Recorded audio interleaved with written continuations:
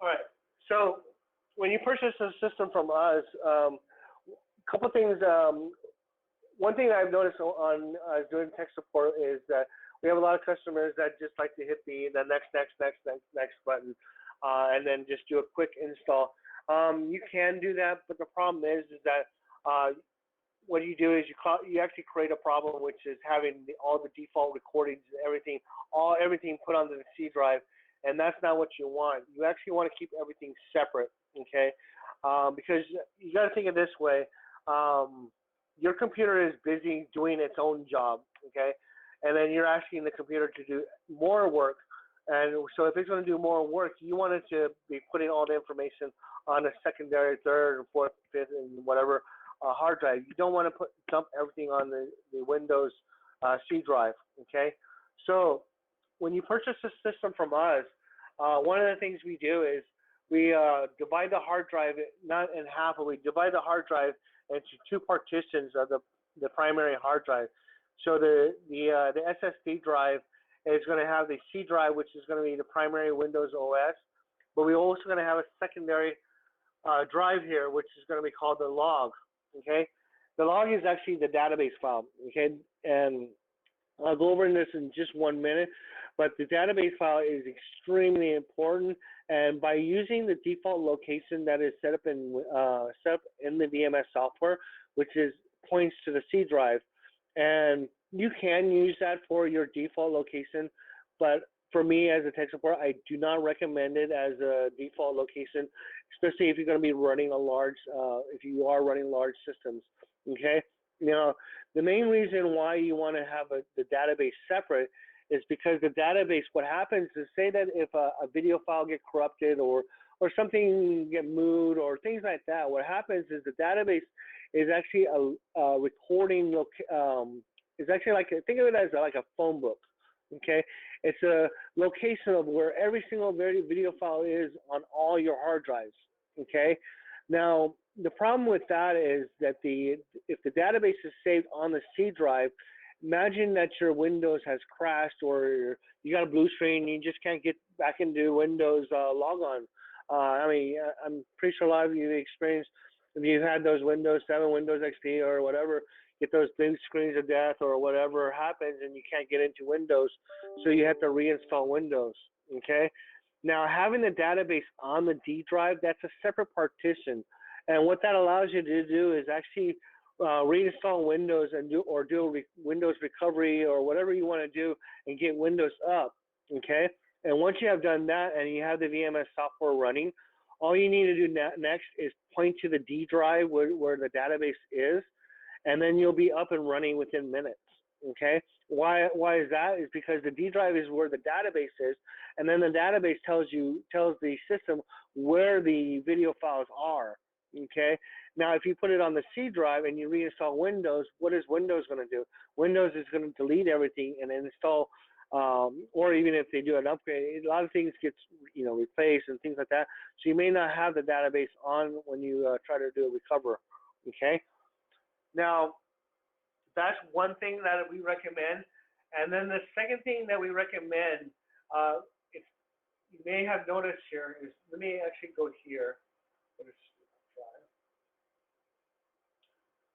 Okay, is I have multiple hard drives on my systems. Okay, I have a drive F, H, I, and J. Okay, now when your system crashes and stuff like that, what happens is Windows boots back up and reassigns.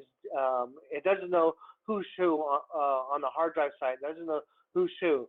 So what it does is it reassigns new assigned drive letters. And the problem is the database is looking for F drive, and now your F drive is I drive, and it can't find the files. So when you purchase a system from us, what we always do, and what we recommend the customer also to do, is to name the hard drive the name of the very first folder. As you see here, we call this data F because this is F drive. Okay, because what happens is, say that when we reinstall Windows, when it crashes or whatever, it gets assigned drive G. So all I need to do now is I just go into Windows, go to right here, say that this is F, right? Imagine it was G. I just go down in here and then go to change drive letter, and then hit change and change it from G to F, and then hit OK and OK, and there you go. Now my G drive is F, which is what it's supposed to be. Okay. Now I'm able to find the video files because the video files are an actual F drive. It's not a fake F that's now G. Okay. The system won't know where the video file is. All right. So when you do set up a system, we do recommend that you do assign something that helps you identify this, just in case you do end up having to have your system crash. Okay. This will make this will help your life a lot, make your life a lot easier. If the system ever goes down or anything ever happens, all right, these two things, the log, putting it on a separate partition, and also naming the very first folder. Even if you're not using this, maybe you just want to call this, make a folder in here and just call this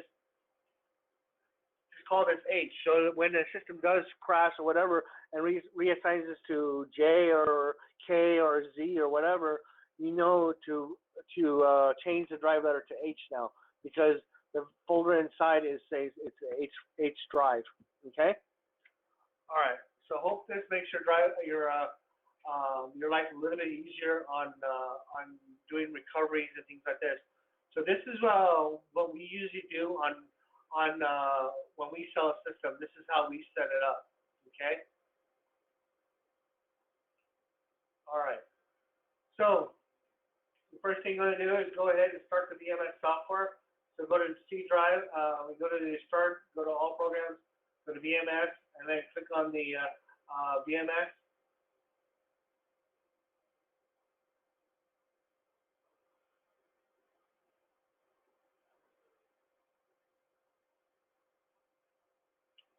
All right. This is already had an installation, but the very first screen that pops up will be a screen that tells you to create a username and password, and then so you just create a username and password. Make sure it's something that you know.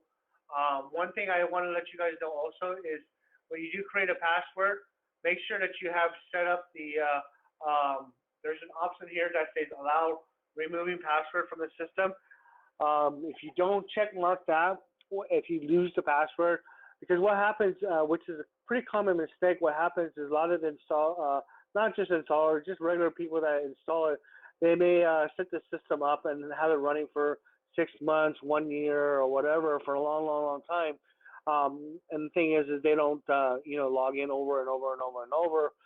They end up forgetting the password, and a lot of times they end up having to call the installers to find out what the password is or whatever, and they may have lost the password. Okay, if you have this section right here, check mark, this will allow you to remove the password from the system and then not really start over, but allows you to recover the system. Okay, once you have done that, all you need to do next is you go into the C drive. All right, so you go to the C drive, go to the VMS folder, and then go all the way down and look for a file called pass uninstall. Okay, you run that file, and then if you put a check mark on it, it'll remove all the accounts, and then it'll allow you to get into the system. If you didn't put a check mark on it, it'll say that you're not allowed to do anything. Okay. Unfortunately, if you have not done that and you forgot the password, unfortunately, there is no backdoor that will provide for you to access the system. So you would have to actually do a clean install of the Windows operating system, because a lot of this information is hidden in the background and they're not recoverable. Okay.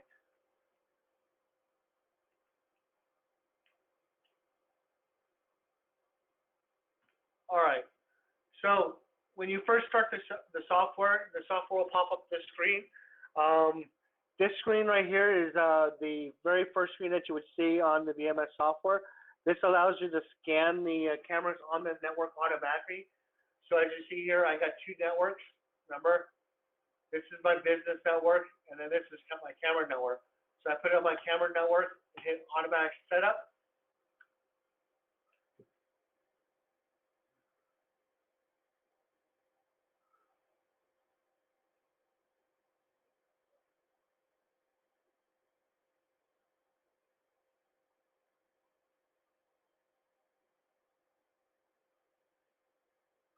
All right, and it'll find all the cameras on the network for me automatically. And then what I could do is I can go through the list and choose what cameras I want and what cameras I don't want. If I want all the cameras, all you need to do is go to the very bottom right here where it says check all, hit check all or clear all, and then only check whatever I want, okay? And then hit apply, okay? Or I check all and hit apply, okay? So that's one way. This is the easiest way of adding all the cameras at once, okay? So the next way we have is there's an option here called, so this right here is the automatic one that we just did. And then this one right here is a scan one. This one allows you to add in individual cameras one by one into the, so usually this is going to be done after you have already added in 30, 40, 50 cameras into your system. But this allows you to add in that one extra that you decide to add in later, or a camera that it didn't find or something like that. This allows you to add in individuals, okay? So what you do is you just find whatever camera that you want, and then you double click on it, and then it asks you for the username and password. And then you add it in, okay? So once that's done, it'll add it into the background, and then you go from there, okay?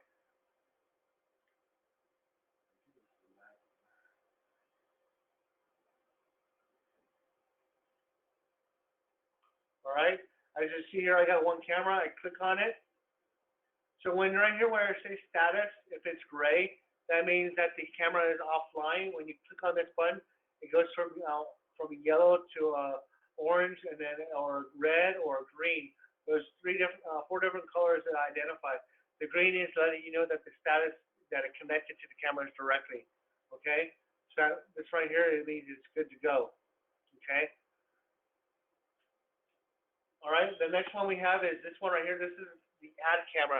Now, the add camera is what we use to add in individual cameras for systems that are not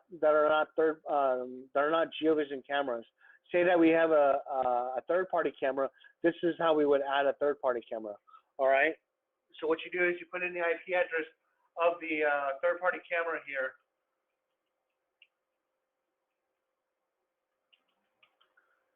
With the username and password, and then whatever the brand is, and then what model it is, okay? Now for a third-party camera, what we're going to usually do is, the thing is we have a long list of third-party cameras that is already supported by Geovision, but the problem is that we don't keep on updating it over and over and over because new cameras come online all the time. So the one thing that we recommend is the thing here on the bottom called protocol. And then what you do is you select ONVIF, okay? Now, most of the security industry supports ONVIF protocol, okay? ONVIF protocol is basically the security industry's protocol that they use. So what it means is, say that you have a Vivotech, Gentech, Hikvision, or whatever brand out there, cameras that you have, Axis or something like that. You can, if they support ONVIF, you can take that ONVIF camera and put it on our system. Most likely, we'll just say like a 98 to 99% of the time, those ONVIF cameras will work on our system. Okay, so so most likely those ones that you buy for security will work. Cameras that are not really security cameras, they probably don't use ONVIF. They would use another protocol called RTSP. Or maybe it's a very old camera, and RTSP is it's different from ONVIF. Okay, RTSP is only audio and video that is displayed through the protocol. Okay, with ONVIF protocol, ONVIF allows you to send out audio, video, PTZ controls, IO controls. A lot of different features are all built into that protocol. So when you add in a third-party camera, it may have IOs, it may be a PTZ, or have these different functions. If it's ONVIF, then most likely that information will be pulled into our system, and we'll be able to use most of those functions. Okay, so with those third-party cameras, that's why you want to get an ONVIF instead of using like an RTSP.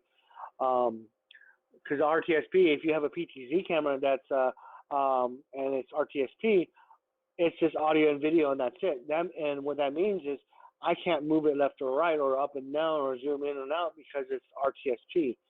I can only see see and hear what's going on.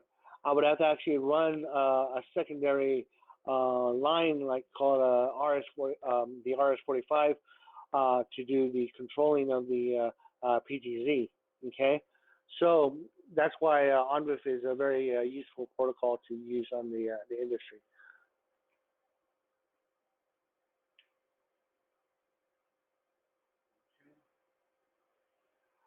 For you guys that do own the version 18.1 of the VMS software, as you notice, we have this little button right here called.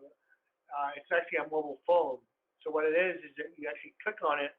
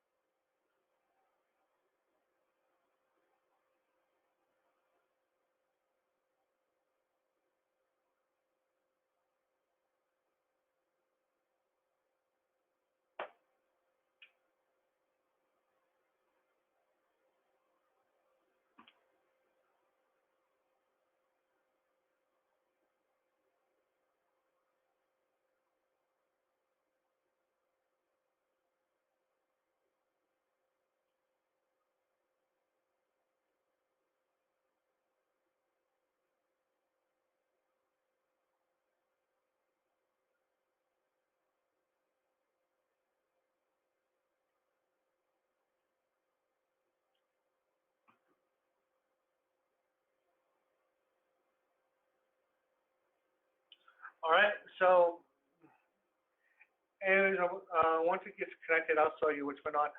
Next, so once we have added the cameras to the system, this is how it would display.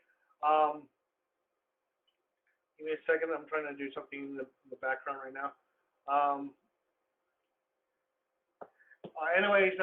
So once you've added the camera into the system, so you have add camera, scan camera, automatic camera added in, and you also have this to import from a list.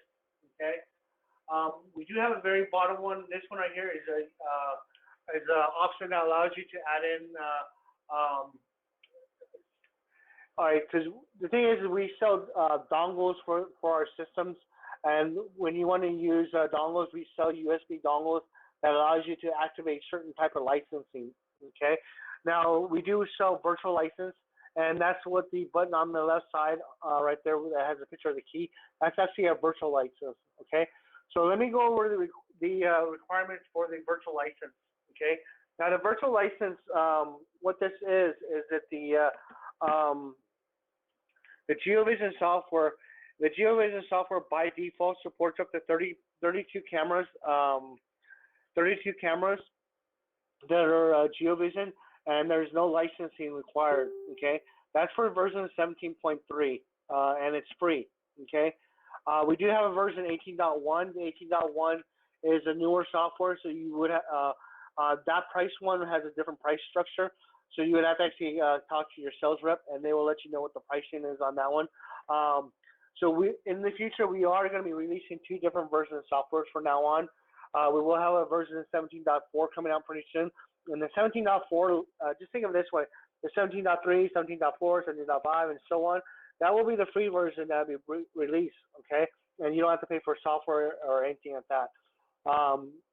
The version 18.1 is based on the face recognition and all these other unique features. This one actually is a paid software. So when 18.1 you have to pay 18.1 for that. So 18.2, 3, 4, 5, whatever comes out, you only have to pay that license once. Okay, it's not you don't have to pay an upgrade. Okay. Another thing I have to discuss about licensing is that the VMS software, as I mentioned, supports up to 32 cameras. It will support up to 64 cameras. So in order to get 64 cameras, you have to purchase a license called VMS Pro. And the VMS Pro license is only a one-time fee. There is no recurring fee. So once you pay for the license for 64 cameras, you will no longer have to pay for a monthly or yearly or anything. It's not a subscription based, okay? So it's a one-time fee. That'll allow you to add in third-party cameras and Geovision cameras, all the way up to 64 of them, all right? But you would also have to, if you are adding in third-party cameras, you would have to pay for licensing, because we do give you free support for Geovision cameras, but for third-party cameras like Axis or whatever, you do have to pay for a small-time license, and it's a one-time license also, okay? So if you have 20 cameras, we've had customers that bought the license once, and that was like 5, 6, 7 years ago, and that's it. They only had to pay the license once. They didn't have to pay for every single year, a yearly fee or anything like that. So it's just a one-time license. And also, they say that they upgraded their computer or whatever, they just take out the dongle, put in their new system, boom, they're ready to go. So they didn't have to pay for an upgrade or whatever also, okay? So our licensing is very flexible. It's not a recurring fee. So that's just some basic stuff about our license, okay?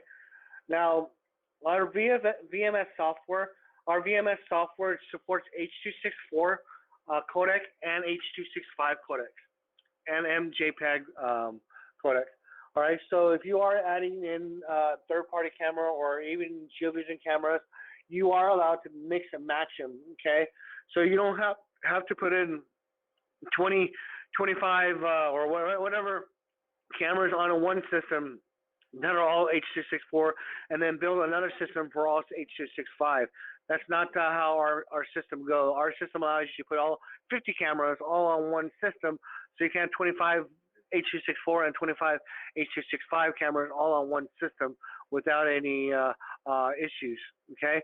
The only thing that we kind of recommend is there's kind of like what we call it, kind of a balancing act, which is our system will support up to 64 cameras of live image, but that 64 cameras of live image is under a low quality stream. We don't recommend putting 64 cameras all in high quality stream. What I'm saying is, don't buy if you buy 64 cameras of like 8 megapixel cameras, you cannot display 64 of them all at once at 8 megapixel quality, okay? So what it is our system will display all 64 cameras in the second stream usually, and that is the low quality image stream, which is probably like 640 by 480 or something like that. And when you do double click on an image, then it's called on-demand display, and that camera will go into high quality, and then you can see the video in 8 megapixel or 12 megapixel or 10 or whatever type that you purchased, okay?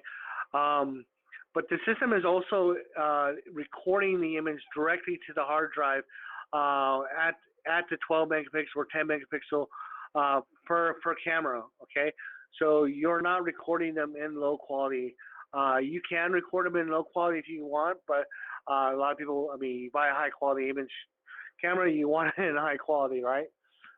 All right, so let's get back to this right here. A couple of things I want to show you right away is the H.265 codec right here.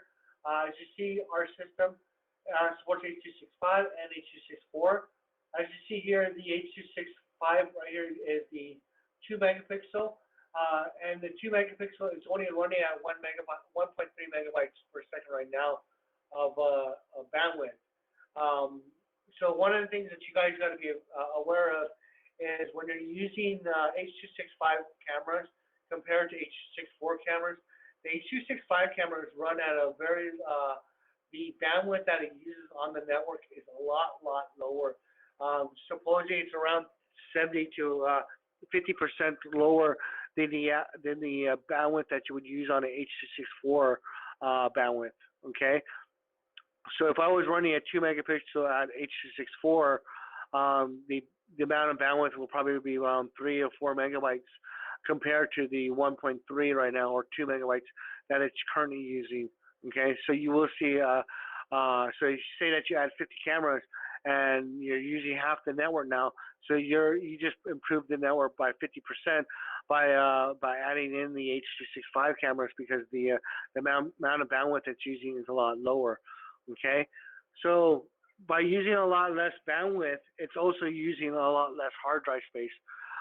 So what that means is now you're going to be able to put to record a lot more data history on your system on a hard drive now. So now instead of getting 3 months, 4 months of recording, it's possible for you to get up 5, 6 months of recording on a hard drive.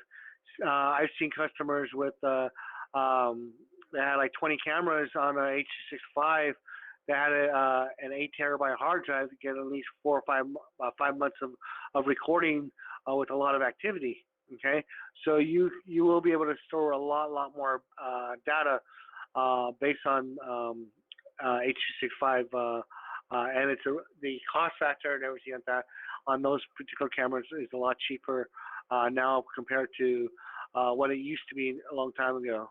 Okay. All right. So, a couple of things I want you to be aware of. When you look at that screen, there's a lot of very important information that a lot of people kind of ignore. This information is kind of very beneficial, so I want you guys to look at it. So right here it states H.265, H.264. Right here it gives you the bandwidth, how much bandwidth you're using. Now, if I were to add in multiple cameras into the system, it'll tell me how much bandwidth I'm using here and what is my total bandwidth here on the bottom also. Okay. Let me get rid of all this stuff right here. Let me bring in more cameras. Okay. So.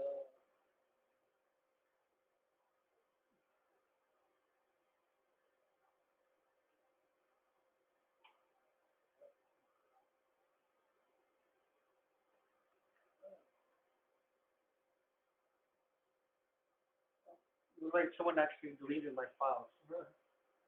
All right, just give me a moment. Well, let's just put the original camera back in.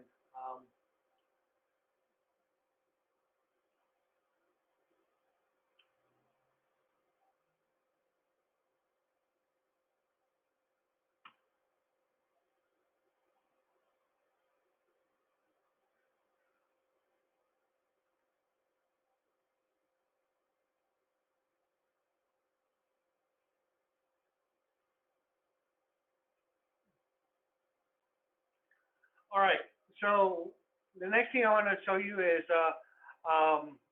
under the camera install, there's a section here called settings. This is a very important section right here because this allows you to flip the image and things like that. As you see here, this is the image orientation. With IP cameras, you can flip the camera image and everything from here. You don't have to go to the camera and rotate it. Okay. So everything can be done here. Also, when you do change the IP addresses and stuff, I mean the frame rates and the resolution, they can all be done right here. Okay. Even the streaming too can be adjusted here. Okay. Next thing is the audio. By default, we do have camera systems that do have audio built into the cameras, and they can record audio. Give me 1 second. Hold on. All right. We're getting some feedback.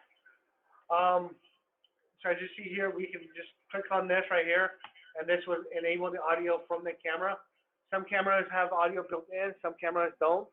So you'll have to look at the spec of the cameras. We do mostly have 2 types of audios for cameras. It'll be a line-in camera or a line-in or a mic-in camera. So what it is you'll see a 3.5 millimeter line-in jack that goes into it. If not, it'll be a mic-in camera, which would use it's actually wires that will wire into the camera system, and you have to provide power for it and stuff like that. All right, we do get a lot of people asking us what kind of audio, third-party audios that we use. One of the popular brands that we do use here and we have testing is the Lorofax, the Loro Verifax audios that we have, and then the other one we have is called the ETS. Those are the two ones that we use for just basic testings and stuff like that. Okay.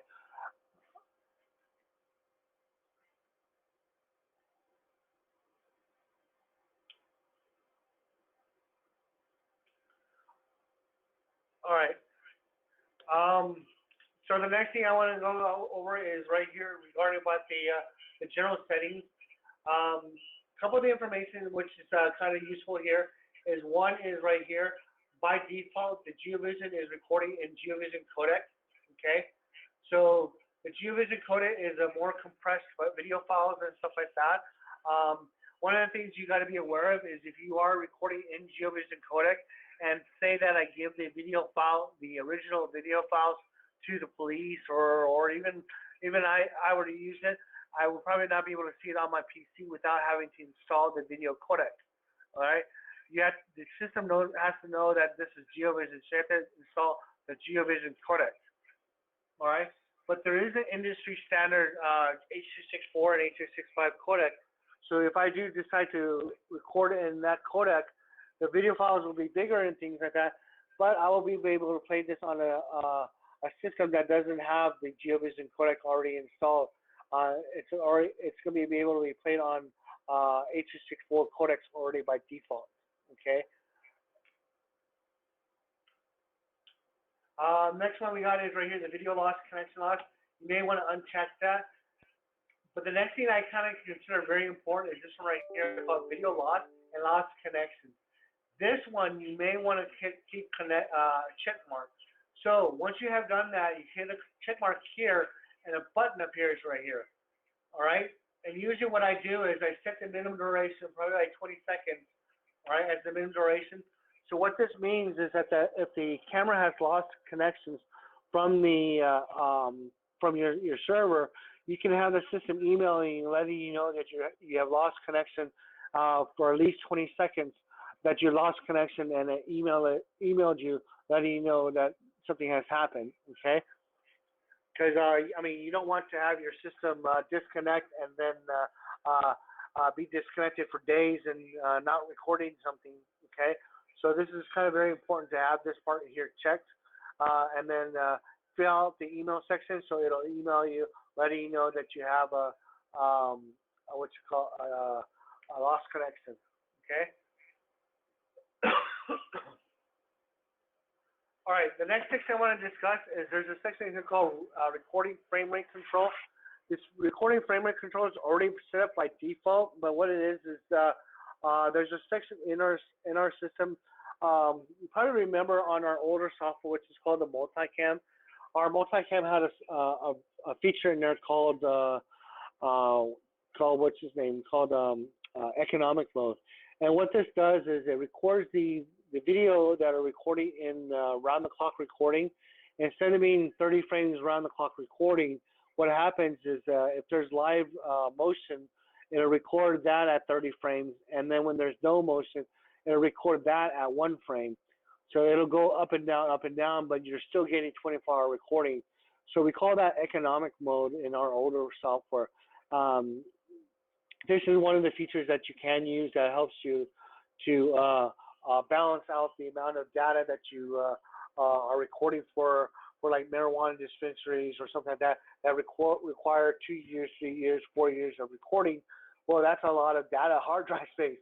And this is one thing that you can do to help decrease the amount of storage that's being used. Okay. All right. So before I continue on here, one of you guys had a question regarding about the recording codec. The recording codec is not really that much different. The only thing is that there's benefits on using the Geovision codec, which is that the files are going to be the compression rate of the video file is going to be a lot more compressed, and also what it is that there's features like text overlay and timestamps or certain other things are going to be imprinted onto the video films that are not available on the standard codec, because Geovision is not allowed to write to someone else's codec. So this is our codec, so we can write stuff to it. So if you have a video file like that's doing POS text overlay, that's doing POS text overlay like a POS transaction, you'll see the live video plus the text that's of the receipt we imprinted onto the video film. That's all done on the Geo codec. That cannot be done on the standard codec. Okay, so that's one of the benefits that you have. Okay.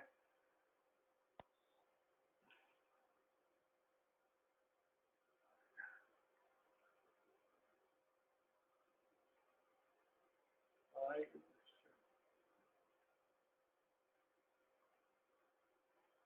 All right. So adding in the camera, like I showed you guys earlier, was very easy. Just add in the camera that way. Next thing I want to do is I want to show you on how to, you see this right here? This is called the grid, our layout. Our layout, you can basically design it any way you want. So what you do is you go to the very top right here called Toolbar, and then Content List. And when this window pops up, there's a set right here where it says Layout. You click on that, and then you click on Add Layout, and then right here it says Add Layout. You click on that little button right there, and then you can design your own layouts. So as by the factory, we already have predefined layouts. The layouts that are right here on Layout Setup, and the ones that you can just put in like 2x2, 3x4, or whatever you want. But the one I want to show you is right here. Let's just call we call it Test, and then we got it right here called Customize. So you click on that, and then you'll bring up this window, okay? And when you bring up this window, what you do is it's called Customize Layout, and then what you do is you highlight the box, which is will be the size of the video that you're going to be displaying onto the screen. So what you do is you select how big you want it, and you click on the Erase button or the Merge, all right? And you can draw in multiple windows.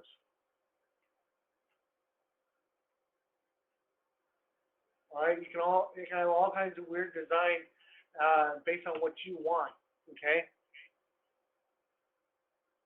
All right, once you have done that, you hit OK.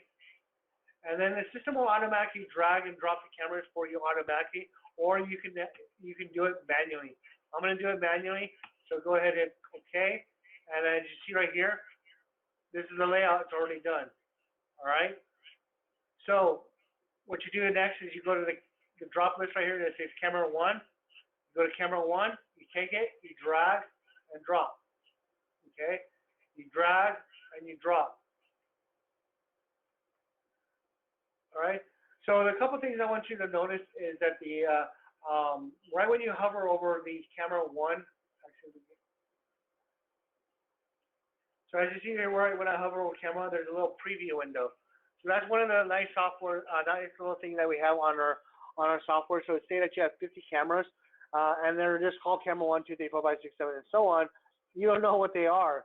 So at least this right here gives you a preview of what the camera is, that you're looking at before you drag it and drop it onto the window. Okay. I did have a question. I just started noticing some of the questions. That someone had to say that if you have a VMS set up in place and the database is on your C drive, can you change it to a different hard drive without causing an issue? Actually, you can. Say that you have your, let me go a little bit off topic. So what happens is that database by default will be saved into the C drive. C drive right here. It's going to be called I don't have it here, but you'll have a bunch of files here called camera 1, camera 2, 3, 4, 5, and so on. It'll look like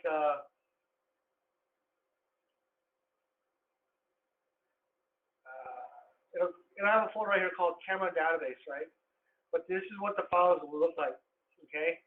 So all you need to do next is take this file, and you can drag it and drop it into your D drive now. And once you have it into your D drive, then you go to your record settings, and then you path it to that new folder, okay? So as long as you still have the original database, you can actually move the database to a separate location.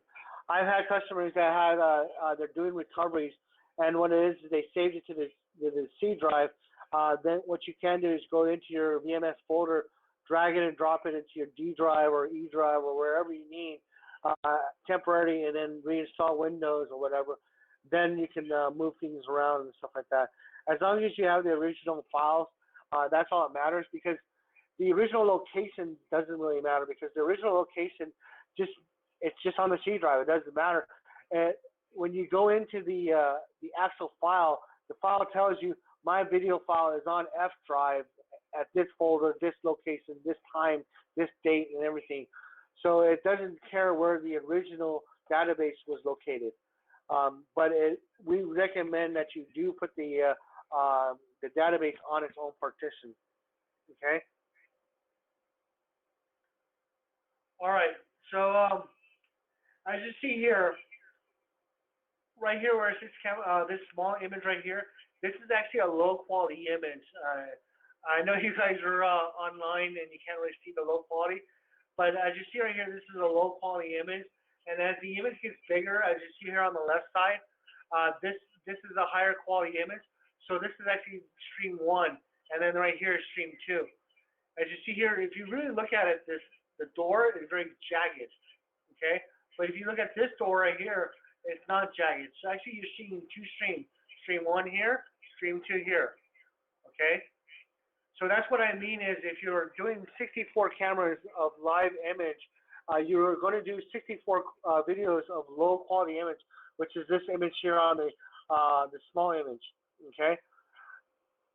Now, the thing I want to discuss about between using these different images is that the images are going to use a thing called GPU decoding. Now, GPU decoding is we consider very important for our VMS software, because what it is what it does is that it's actually taking the amount of stuff that it does for video processing for the 1, 2, 3, 4 up to 12 megapixel H.264 or H.265 video codec.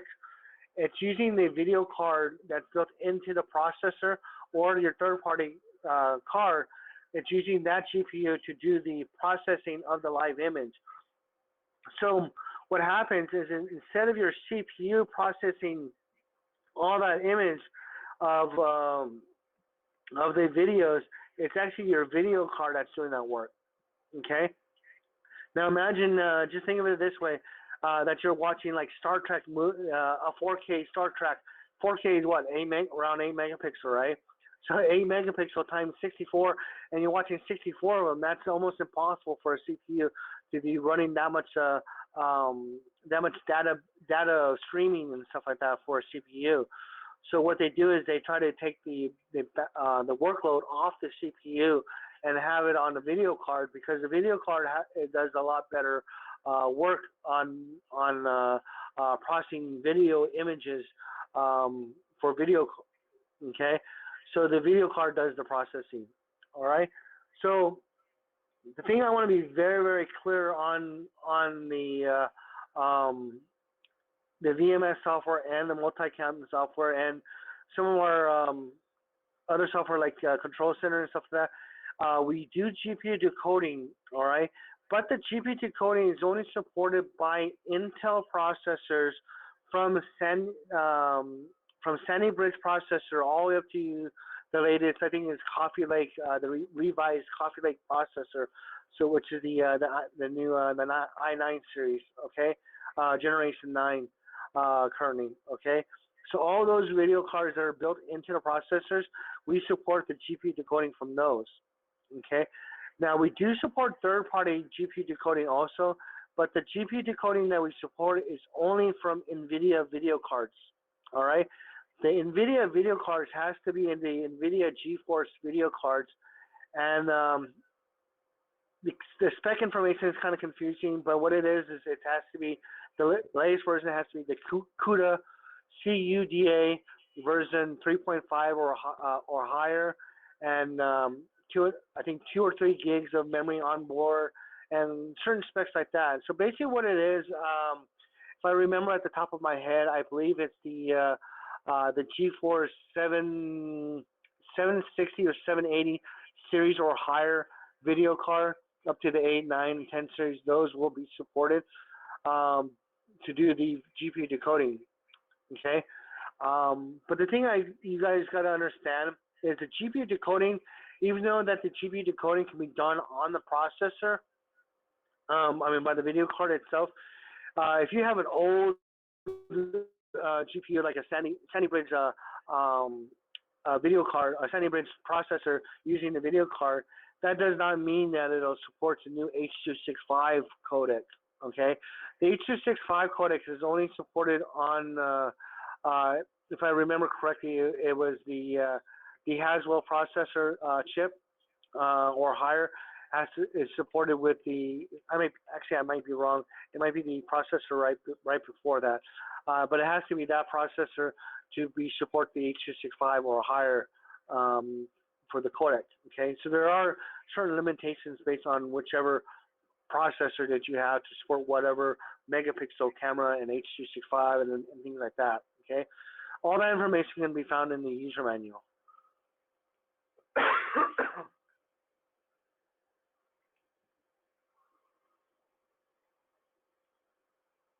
All right, so the next thing, sorry about that. So the next thing I want to go on is go ahead on to the configure, camera install, and then you got the settings here. Actually, sorry about that. I've already went over all that.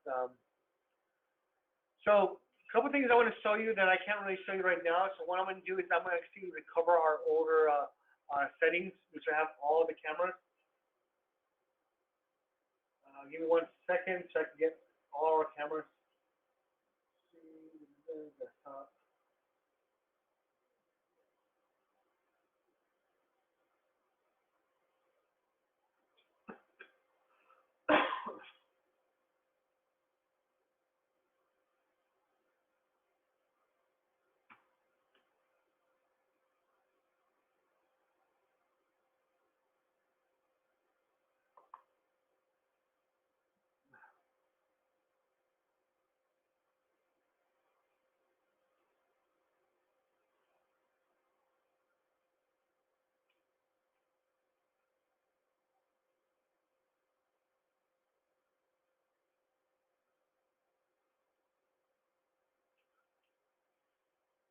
All right, while this is loading up, let me answer a couple of the questions I see that's going on in the background.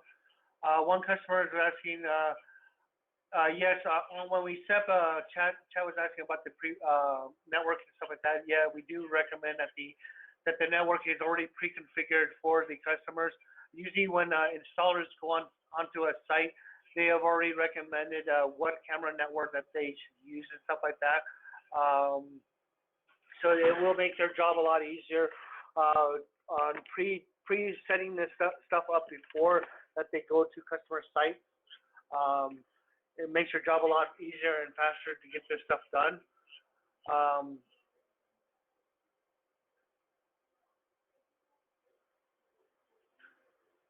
You already asked the database question. You can use a VPN network and things like that, but the thing is, we don't really assist on that. For virtual private networks, the configuration on those, there's a lot of things that are going in the background, and a lot of that needs to be adjusted by the network administrators, because even though that they open up the tunnel for the VPN, certain things may not work properly, like the ERM software and things like that, because certain settings that may be adjusted on the like the Cisco, or the ones I've seen, like the Cisco VPN program, needs to be, certain settings to be adjusted on that in order to fix certain things. I'm not sure what the question is on the CS1320, but yeah, you can connect the CS1320 to the VMS software.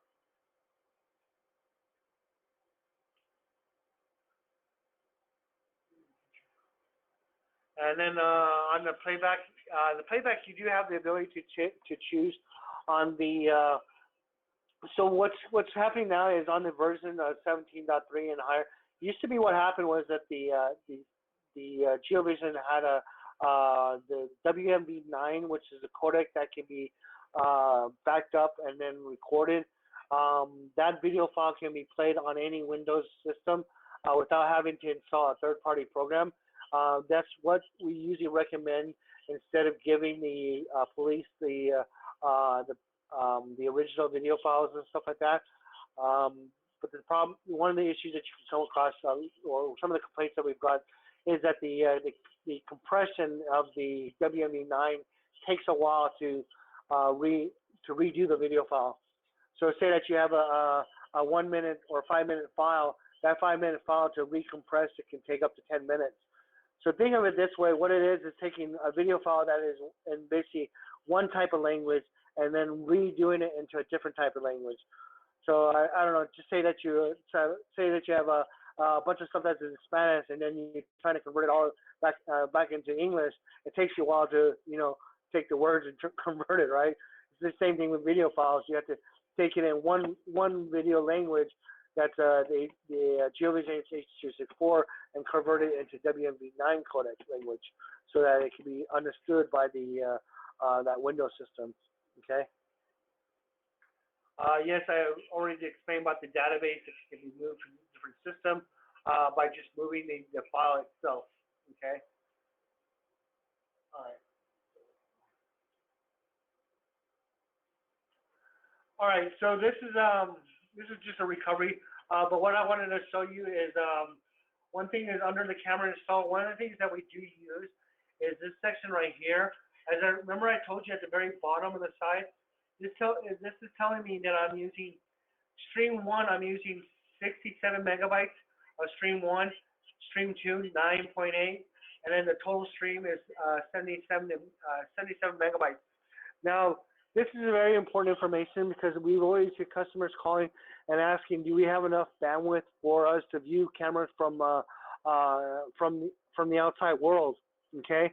Now, the thing that you guys got to understand is when you're viewing cameras from the outside world, the cameras are going to be uploaded from your site and downloaded to your home or wherever you're watching. So when you're watching, you're downloading, but the location that you're pulling the video from is uploading.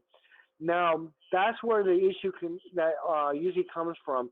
The issue that you usually will see will be the site that you installed it at will have to have at least some decent upload speed. Now, that's usually where the internet provider usually catches everyone. They usually, when you've seen those TV commercials where you can get 100 megabytes or gigabit downloads and all this stuff like that, and you got great download speed because everyone is usually downloading and stuff like that. But the thing is when you're trying to upload, that's where the internet provider usually catches you and charges you an arm and a leg on the upload speed. Okay, so usually what happens is, say that you need a 5 megabyte or 10 megabyte upload, that can cost you a couple $100 a month instead of $100 a month. You'll be paying $300, $400, $500 a month just for the good upload speed. Okay, so usually it's depending on the provider that you're using and what backbone they have. They can provide you with decent upload speed. But so what I mentioned earlier is, as you see here, with our current system, we are using 10.5 megabytes for the low quality image. So if I want to see all my cameras in low quality image, I need at least around 10 megabytes of stream videos. 10 megabytes of upload speed, so I can see the everything at the 30 frames per second, everything, and at low quality.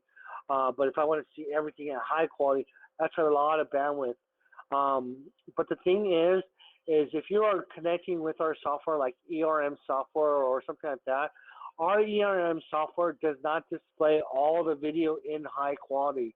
What it usually does is it's going to be all the videos in low quality, or it's going to be all the videos but one video in high quality.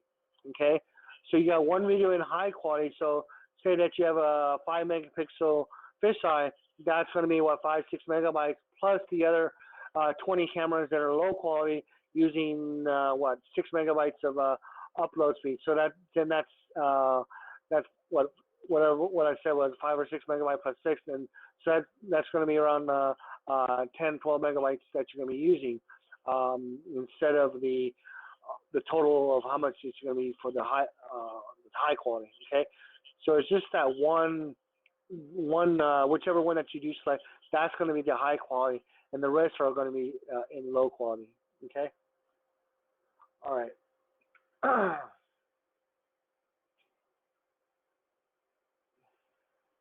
As you see here, I mean, look at this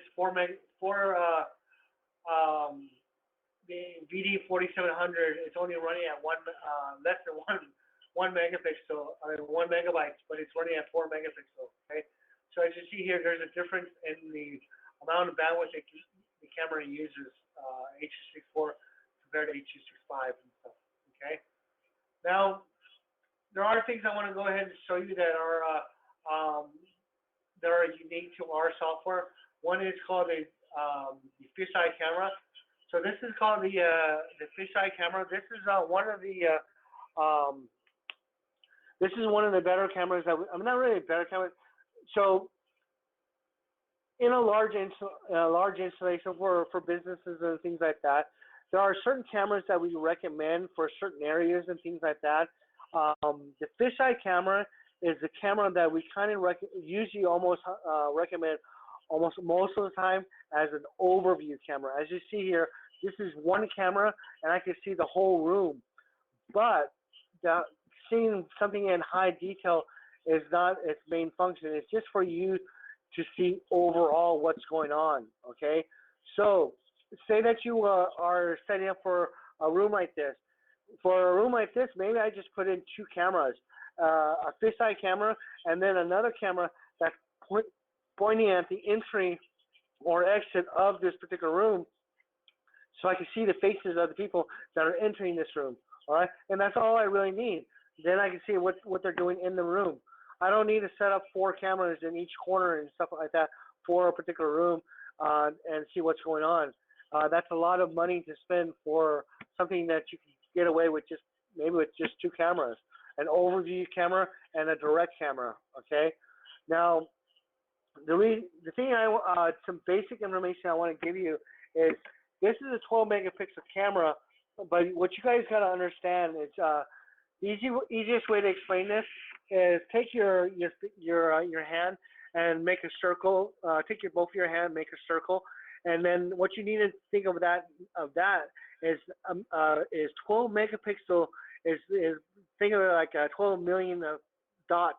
That 12 million dots are going to be in the whatever the megapixel. It's going to be in that little circle. Okay. Now what happens now? Say that you're using a regular camera. Now what I want you to do is take one of your hands and just make a V. Now imagine if you had a 12 megapixel and that 12 megapixel of dots are going to be in that V shape. Now if you were comparing the circle to the V is going to have a lot more detail because it's a lot smaller area. So that's why we recommend standard cameras to be where you want to see high detail, because you have more dots, more detail in that small area. The 12 megapixel fisheye has a big surface of area, so you need that 12 megapixel is not going to give you high detail, but it's going to give you a decent amount of detail there. Okay. All right. So a couple of things I want to show you. As you see right here, this is the fisheye view. The system will always record in this view. Okay, but the system has the ability to it's a feature called dewarp. Okay, so what I want to show you is when you scroll down to the very bottom to the fisheye right here, when I right click on it, I choose this option called fisheye, right? This window is going to pop up, and this is called the dewarp. When I right click on it again, go to fisheye options, fisheye mode, and I'm going to choose quad mode. Okay.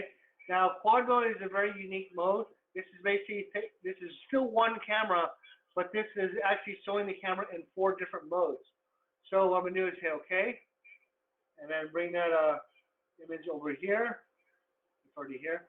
So I'm going to double click on that. All right. So I'm going to show you that this camera is pointing to the door there. This camera is pointing over here. I can zoom in. This camera is pointing to the other side of the room. And this camera is pointing somewhere else. Okay. So it's like 4 PTZ cameras all built into one camera. Okay. So I'm going to go back. Let's see. Content list. The image I kind of prefer is if you go to Fisheye settings, right click, make sure this, that's why. You gotta make sure you're on sitting mode. Right click again, and then what you want to do is you're going to choose 360. I really prefer this mode over most of the modes, because this mode right here, as you see here, this is a complete room from this wall to this wall right here. This is a complete 360 of the room. And what's nice is, say that I want to see what's going on at this bottom section. What I do is I click here, and then I click here. So now what I do is, actually, let me turn off. Give me 1 second. Someone turned on the tracking mode.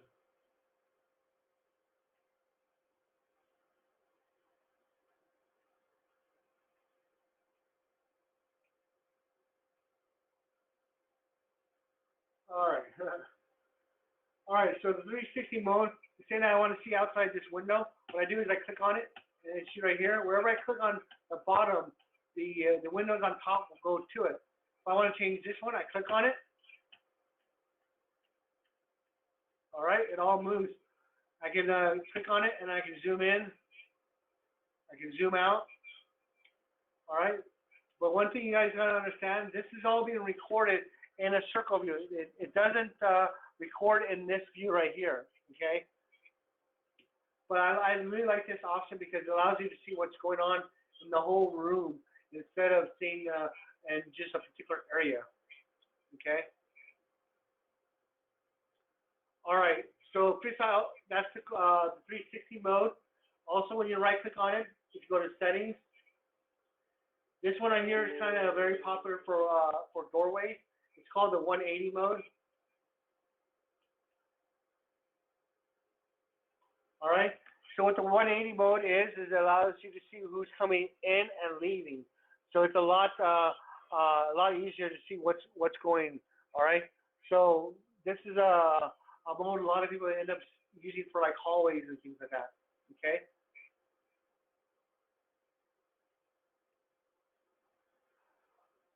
All right. So that's pretty nice right here.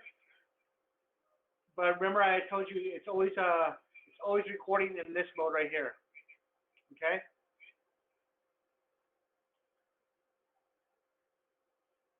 All right. It's already like I mentioned, it's at 10:30. We're gonna take a break. So in another 10 minutes, I'm gonna continue on, and then we're gonna take a 10-minute break, and then we're gonna continue on to the rest of the live view section.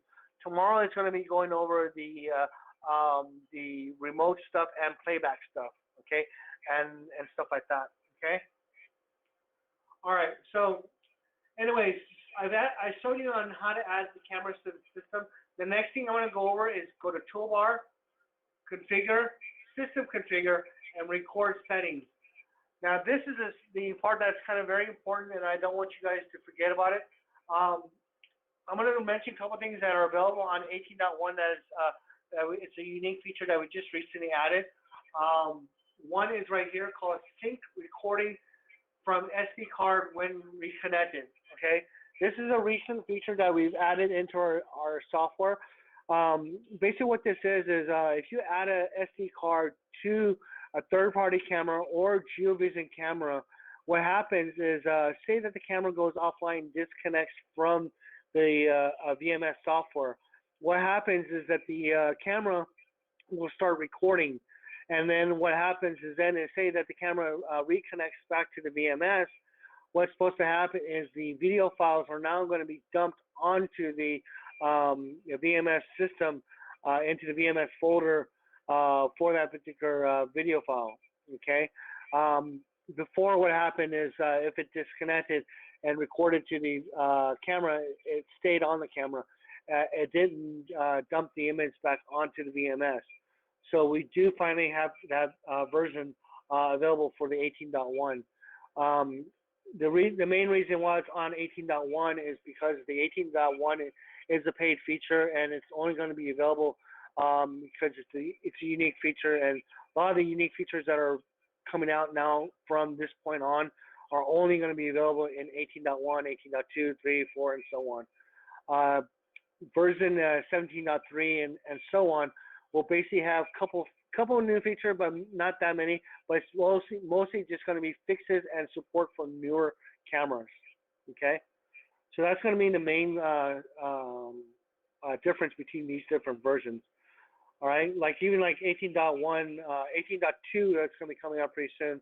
I mean later, we'll have the ability to do people search and vehicle searches and things like that based on colors and things, and what kind of vehicle. If you're driving a car or a truck or a motorcycle, you'll be able to do those kinds of searches, or based on a guy wearing a red shirt and things like that. Okay, so all that will be available on 18.2. 18.1 has some of those functions already, but they're going to expand it on 18.2. All right. One of the features that is available on 17.3 and 18.1 is this feature right here. This is called the digital watermarking. The digital watermarking is, it's not very important, but it doesn't really use that much hard drive space. So I kind of recommend customers just to have it enabled just in case, because you never know what's going to happen. You may come up to where you turn in the video files to the police, and when it gets all the way to prosecuting someone, it could get to a point where the lawyer goes, how do I know that the file hasn't been manipulated? And then the problem that you have is, if you did enable the digital watermarking, there's no way to prove that the video file has not been manipulated without running the watermark test. Okay, so just enabling that feature will probably save you on something when you end up prosecuting someone that may have stolen something or did something, and you're prosecuting, and the lawyers say, how do I know this isn't fake? All right, so you may want to have that enabled by default. Okay.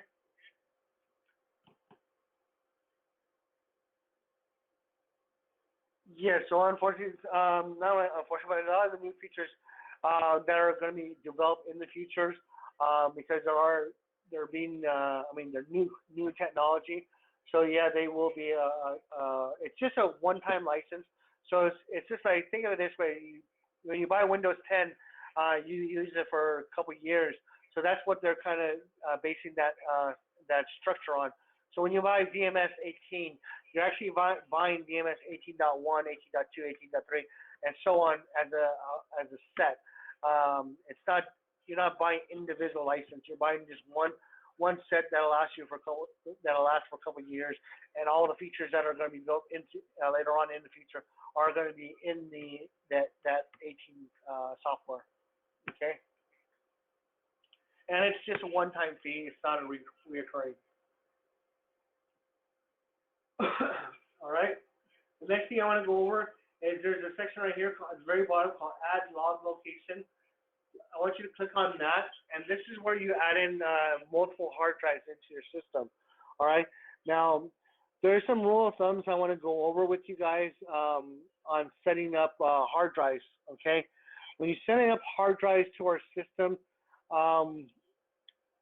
it's different from the old. Some of the old days on how the analog world used to be. Yeah, in the analog world, you can put 30 cameras to one hard drive, because you guys got to understand, analog, the amount of data that it uses to write for that video file is very small. Okay, so the rule of thumb we kind of have here is, there's kind of a rule of thumb. I usually kind of use it rule of 20 to 22. So what it is you can usually only have 20 to 22 IP cameras going to one hard drive. Okay, so if you have one camera or 5 cameras or whatever, you can all point to one hard drive, and the system should have enough bandwidth on writing. So what I discuss in class is usually this. So a hard drive is basically, think of it this way, is a person writing what's going on, like a book, okay? So imagine that you have 22 people is the maximum amount of people that can talk to you at one time can talk to you, and you can write down everything they say in there, all right? So now what happens is, say that you start to have 23, 24, 25, more people start to talk to you at that time. What's going to happen is you might be able to keep up with some of it, but some of it you're going to end up dropping. So one thing that you're going to start to explain is what's going to happen is when you record to the hard drive, instead of being 30 frames per second, you may, even though the system was recording at 30 frames, you may actually be missing a couple frames and stuff like that because the hard drive didn't have enough read and write speed to write enough write speed to the hard drive at that time, okay? So that's why we recommend that only around 20 to 22 cameras can write to a hard drive, all right? There's some kind of an equation. What it is there's a certain amount of megabytes. A megabyte times 22 times this times that equals a certain amount of read-write, and that's why we give you that number 22. So we just use that number right now for a general read-write speed, okay? I usually use that number as my go-to, but I also don't use it as my to follow that rule all the time.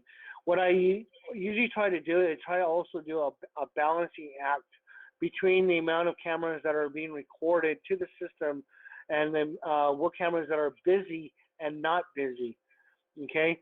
So if you are recording 22 cameras to the system and they're all busy, what does that mean is that you're going to end up filling up that hard drive extremely fast, and then you're going to end up having to, Remember that magical afternoon a lot of the hard whole drives family spent tweeting and for hard texting? cameras. So what I try to do is I try to do like a balancing act. Say that you have, we'll give you a round number like 40 cameras, okay? So that's like 2 hard drives, right? So what I'm going to do is say that you have 20 cameras that are busy, 20 cameras that are not busy. So what I'm going to do is I'm going to take 10 busy cameras, 10 busy cameras and 10 non-busy cameras and put them at set 1. And then the set 2, I put it as the other 10 busy and the other 10 non-busy. All right? So that kind of balances it out. And then I'm not putting storage 1, I'm not putting 8 hard drives, and storage 2, I'm putting like 2 hard drives. It makes it all, you know, confusing in the way you set it up and stuff. So once you start to balance it out, now when I go to the system, what I can do is I can add in storage 1, I can add in multiple hard drives, and then storage 2, add in multiple hard drives, and then those 20 cameras are going to be recording to storage 1, and the other 20 are going to be recording to storage 2. Okay. Now what I usually do is I try to balance out the hard drives so I don't have to put 8 on one and 2 on the other one and then 15 on the other one. That it becomes, you know, it's hard to balance it that way. All right. So what we usually do is each of the hard drives are going to have a certain amount of dedicated cameras pointing to them. All right. So say that you have those 20 cameras, and they're all going to be writing to your F drive, and the next one to your H drive, and so on.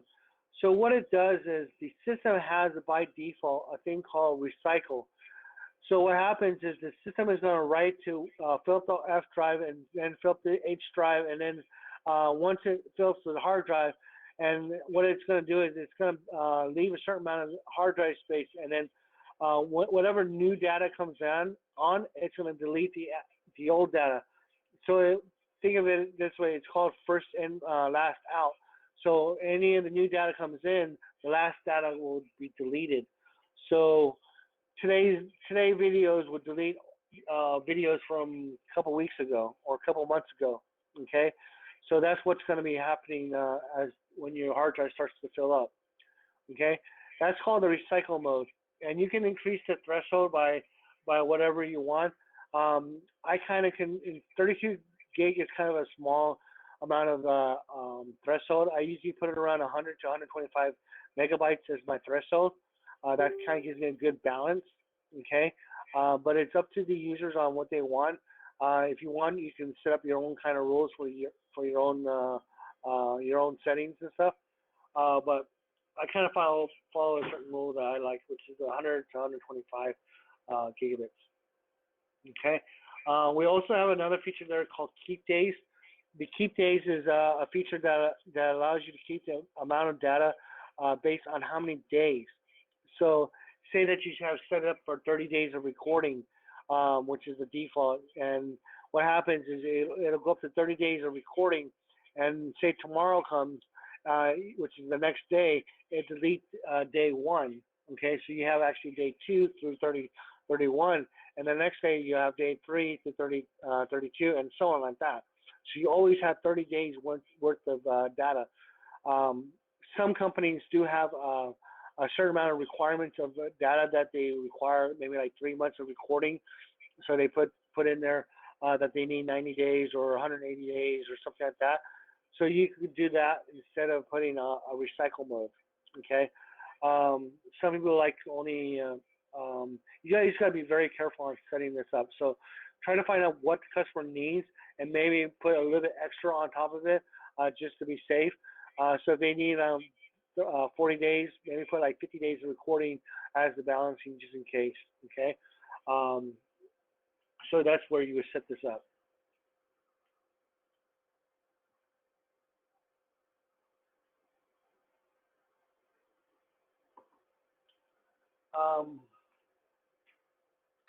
So regarding what the VMSs, the VMS license is the license only cover for one VMS system. So if you have 6 VMS systems and you want 18.1 on each of the systems, you would have to pay for each of the systems for 18.1.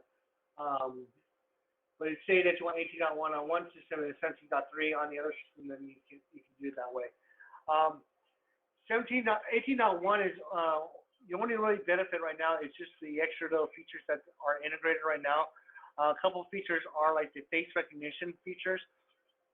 The face recognition feature, what they've added in is there's a face recognition search option that allows you to do certain searches based on the age and gender and things like that are coming from the a secondary software which is called the Ifr Server. I'll go over that in just after we come back. I'll go over what the Ifr Server is in just a moment. But what it is it actually ties into that software. Okay.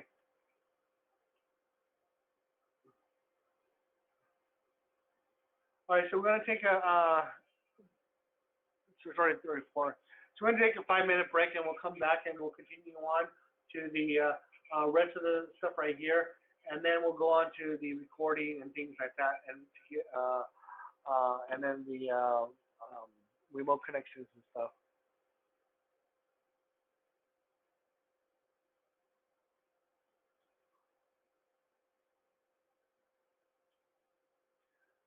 It doesn't balance it. What happens is if you put in storage one with F drive and H drive, it'll fill up the F drive first and then H drive, and then it'll start to delete the old one and then starts to replace, which is it'll go back to the F drive.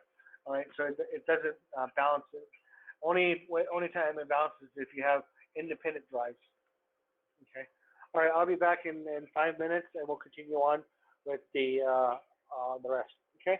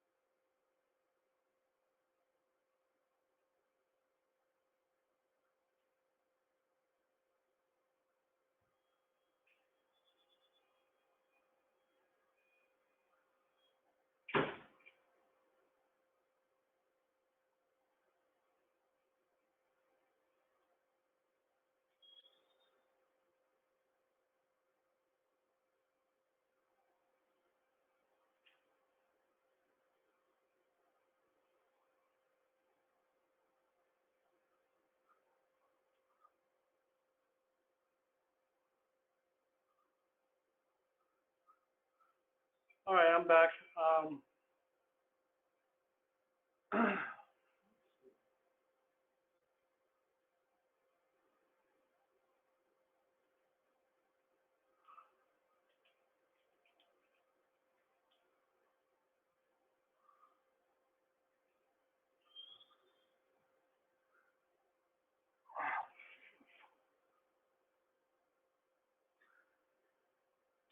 All right, so I hope everyone can hear me. So I'm back. So what I want to discuss is we do have a secondary software that is just recently released that actually ties into the VMS 18.1 software, or if you don't want, you can have this software also tie into the AS Manager software. And what it is this software is called the it has a weird name. It's called the GV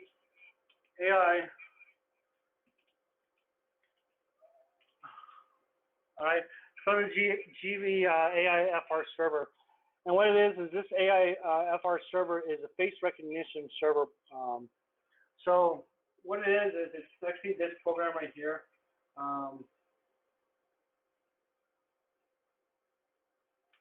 So what this is this is a secondary software, and what it does is it actually does face recognition. This software has the ability to do face recognition. What it does is it takes third-party cameras or Geovision camera and does face recognition from that camera. So you can have a camera that you've had in your office for years and it's pointing to your front door. Well, you can take that camera and turn it into a face recognition camera. All right. So whenever it does see someone at the door, it'll recognize that person and put a name over them. One additional feature that this FR server does also is a thing called age and gender. So when it does recognize the person's, when it does face recognition, it also can give you an estimate of the person's age and the gender that they are. So all that information is, so when it does the face recognition, it recognizes you, or if it doesn't recognize you, it lets you know if it was a male or female, and then it'll tell you what age that person, it kind of guess at, and it'll send that information to the VMS, okay? It's a secondary software. So let me show you what's going on. Hold on.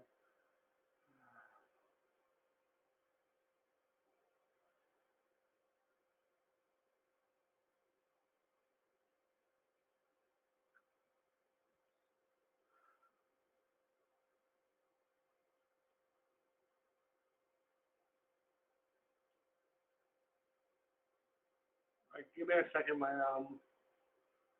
something wrong with my monitor right now.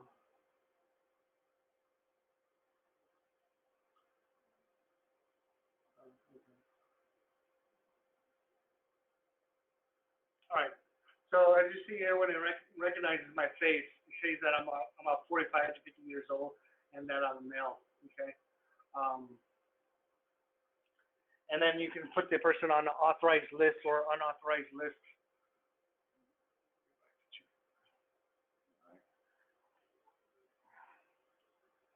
All right, so this is also how we have the CS1320 camera. When it sees you, it'll do the face recognition, and then it'll open up the door automatically. So now we can take a CS1320 and then have the system recognize your face and then automatically open up the door without having you to swipe a card because it recognizes who you are. All right.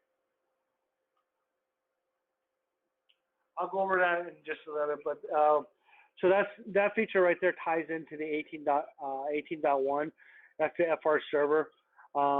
It's a unique feature, software. It's sold separately, and it's that one is actually the charge is based on per channel. It supports up to 8 channel of video will be streamed in, and it'll do face recognition to Geovision camera or third-party cameras. Okay.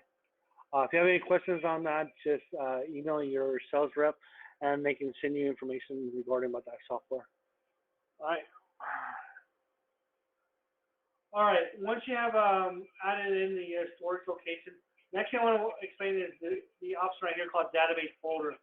Now, by default, everyone ends up putting the database on the C drive if they do the next thing. When they purchase a system from us, we always put it on the D drive. So, like I explained earlier, if you actually did put it onto your C drive, you can just create a folder and drag and drop those files into that folder, and then dump it onto your D drive or wherever you want to. All right. But also make sure that the drive that you're dumping onto is not being a drive that it's being used for recording also. So like I have F drive is being used for my my live recording. I don't want to put my my database on that F drive also. All right. So don't put them both on the same folder. All right. So you just put it there and it connects everything. So this will make your job a lot easier. So if your system does crash, you can get back up and running within minutes. Okay. All right. Another thing I want you guys to see is there's an option right here called record process error. I recommend that you have this option right here registered then and vote to send alert. So what happens is the system, if it records and there is a record failure during the recording process, the system will actually send you an email. We've come across where a lot of customers, they may have come across where they have a bad hard drive. Well, the thing is that the system will tell, okay, I have a bad hard drive, but it keeps it to itself. Well, you need to have the computer let you know that it has a bad hard drive. You don't want the computer to keep the information to itself. So, what you want to do is put that check mark on that. So whenever there's a record failures and things like that, when it's writing to that hard drive and it fails, at least it lets you know by an email letting you know that it had a read-write failure to that particular hard drive. Okay, we've come across a lot of customers that they leave the computer running in the background for a long time, but you guys also know that the hard drives, when they're constantly being used over and over and over, they do have a chance of getting a failure rate. Okay, a failure problem.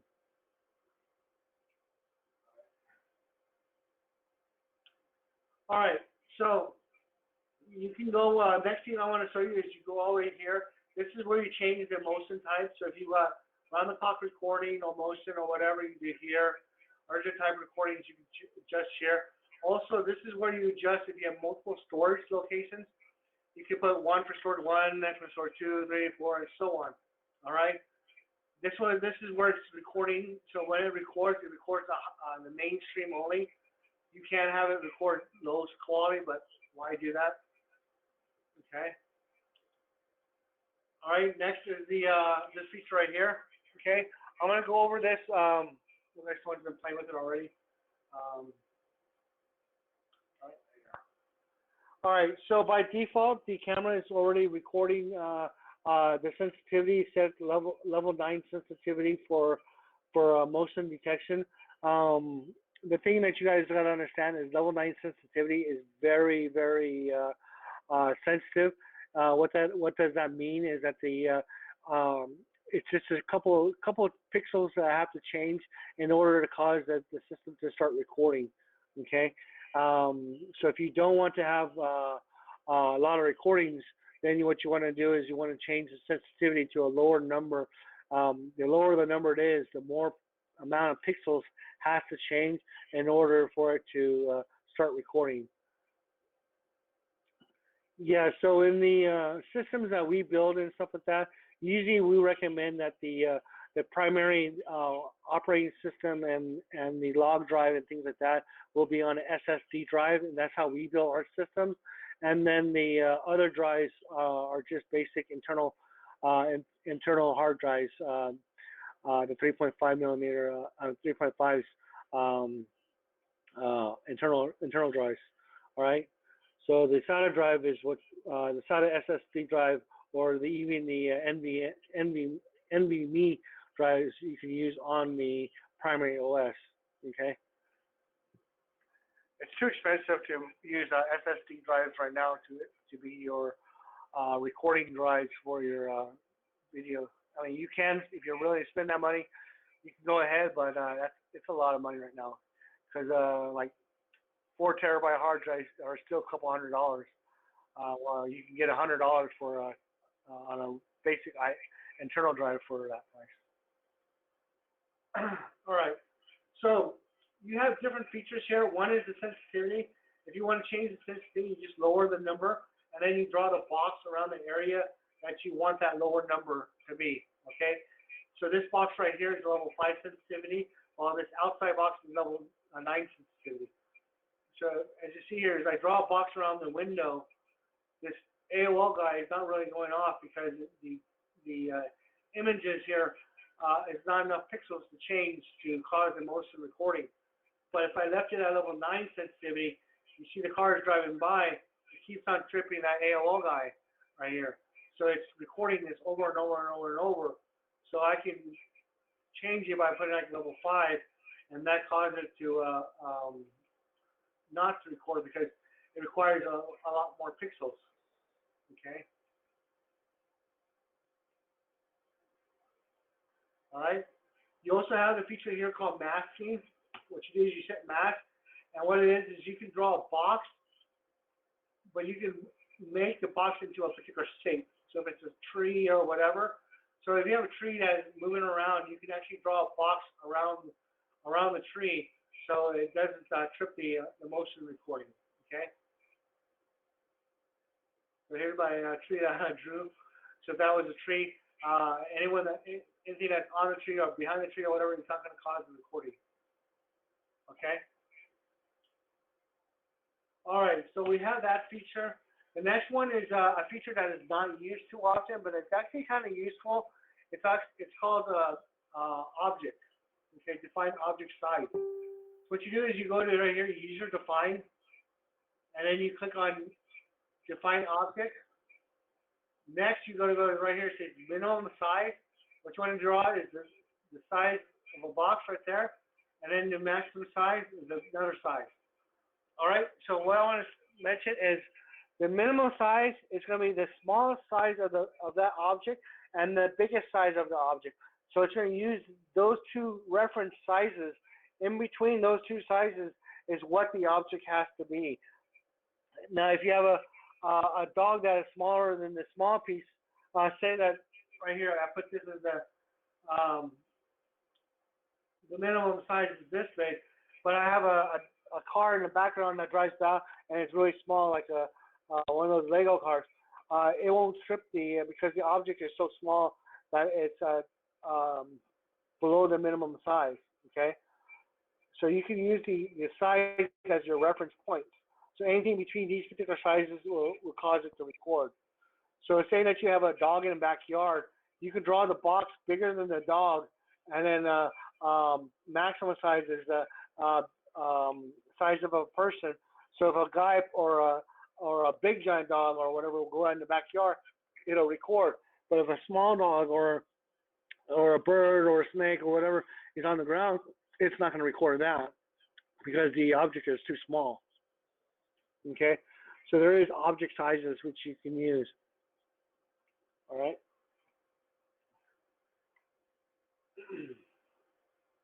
All right. The next thing we have here is the minimum duration. This is a feature that you can use, but this one you got to be extremely careful on using it. What it means is the object can move for 3 seconds or whatever amount of time you have set, and then it'll start recording. Once it hits that 3 seconds of the minimum time, then it records. So you can have something that moves really fast and then stop, or something that moves across the screen really fast, like cars, and it won't never record cars because the cars are only on the screen for less than a second. Okay, so but you got to be careful because what that also does is if a person is walking by, it allows the person to be on the screen for at least 3 seconds, then it starts to record that person. Okay, so you may or may not want to be using this feature. All right, next one is the process video in low resolution. Now this one you got to be careful on using also. This one usually what I kind of recommend is using this only if you're in a small area and the objects that you're looking at are big objects, okay? Because what happens is it takes the image that you're looking at right there and uses a smaller image. So now imagine this. If I'm trying to look for something that's way back there in the background, but the image is even smaller, it's going to be very hard for me to see because the object is even smaller, right? So that's what causes the system not to record objects that are really far away. So that's why we don't recommend this for like outside or something with objects that are far away. Only for something that is nearby or close up, because when looking at something that is close up and the object is the image window is smaller, the object is still big because it's a big object. Okay, so it'll still record if the object is moving around.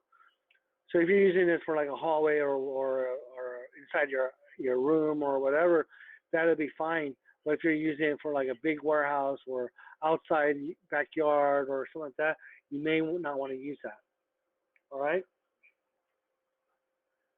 All right. Another one is this feature is just recently added on the 18.1 also is the motion detection. Instead of taking the motion, our current software design is, as you see in this window, is using this window to do the motion detection. So every single image that you have you have 60 cameras, 64 cameras, or whatever amount of cameras you have, every little images that are being displayed, it's using that image, and the CPU is processing that image to do the motion detection. So that takes up a little processing power to do the motion detection and stuff like that. So to take off the workload, what they're doing is the motion detection is being detected by the camera now. And then when the camera detects motion, it sends the information to the VMS, so the VMS starts to record. It doesn't care, it doesn't do the detection of the motion anymore. The camera is doing it, so it's less workload on the VMS system now, okay? All right.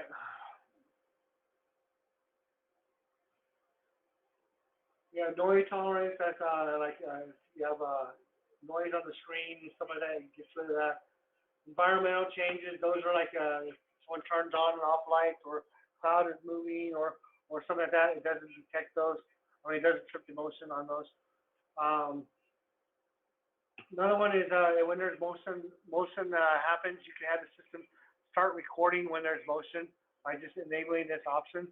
And the system will send you snapshots. Whenever it detects motion, it'll send you a couple of snapshots showing you the motion event. Next one we have right here, this is called register motion event. This one we kind of recommend a lot for people that are recording around the clock recording, because say that you are recording around the clock, when something has happened, the system will register that there was a motion event. That way you don't have to watch 24-hour films. You can just go to the list of every time there was motion detected, that you can go and watch that particular section of video instead of 24 hours of video. Okay, so this will cut down on the amount of time of you doing research and stuff like that, or seeing what happened earlier. All right, the vocal alarm will just set off a computer alarm, make a noise and stuff. Output will turn on a siren or make lights or whatever. So these are extra little features that you can have in the system. Okay. Record type, this is the one that allows you to, when the system is recording major events, you want it to record at high frame rates, not at high frame rates for general events. Okay.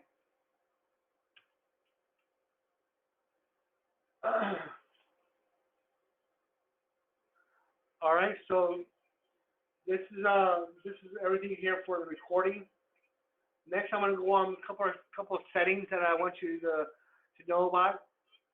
Okay, next is you can go to Toolbar, Configure, System Configure, and then General Settings. Okay, now General Settings has a feature right here called Service Mode. And what Service Mode is a feature that allows you to boot up, and when the computer boots up, it doesn't. It requires you to log in, and so it'll start up the programs and all that stuff. Well, when you enable service mode, if the system reboots or whatever, when it gets to the logon screen, if no one logs on, the system is still recording.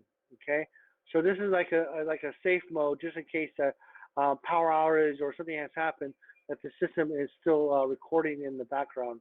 All right, so this is a feature that's only available on the VMS and recording server. This is not a feature that's not available on multicam, the old multicam software. Okay.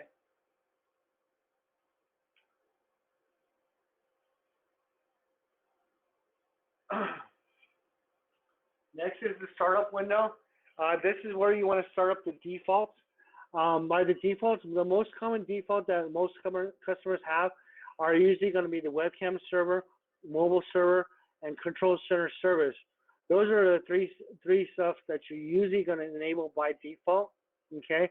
Also, usually what we recommend is the check marking of the auto monitoring. So the system will start to monitor right when the system boots up. It'll start monitoring right away. That way you don't have a power outage or something goes on. Someone turns off the computer or anything like that. When it boots up, it'll start recording right away. Okay. Some people have actually forgot about that, and the system has not recorded.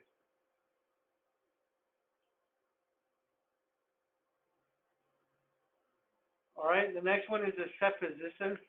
The set position will actually allows you to set, one thing I forgot to mention earlier is the VMS systems. You can install this on a powerful system like with multiple video cards.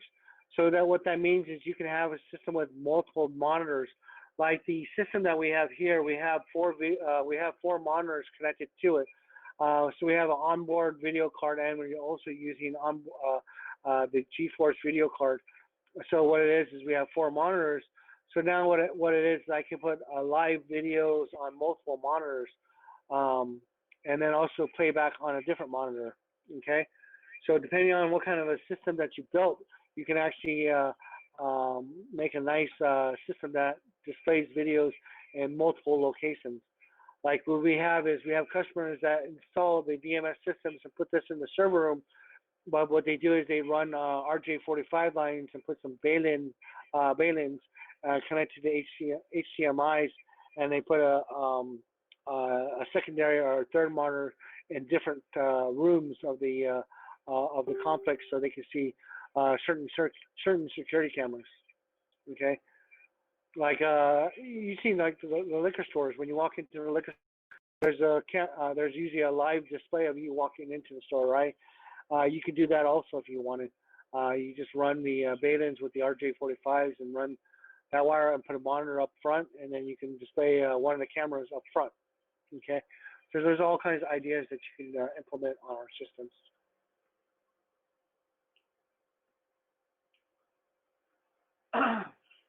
Also, one thing I want to show you here is, remember I showed you guys can design multiple layouts, all right? Well, when you design the layouts, when you add the layouts here, right, this is how you made a layout earlier. Well, when you design the layout, the system keeps the layouts. But what's nice is each of those layouts that you design, you can right-click on it, and you can send those layouts to a particular monitor. So you can design, say, like I said, you have, like ours here, we have 4 monitors, and each monitor I can have like a certain amount of cameras. Like one monitor I can have 20, another monitor I can have all 64 cameras, another monitor I can have 1 camera, another camera I can have it flip through certain cameras. So you can have them do all kinds of different things on different monitors, and then that layout that you design can be sent to that other monitor. Okay, and it's really easy. You just design the layout, right-click on it, and hit apply to monitor 3 or monitor 4, and that's it. Okay.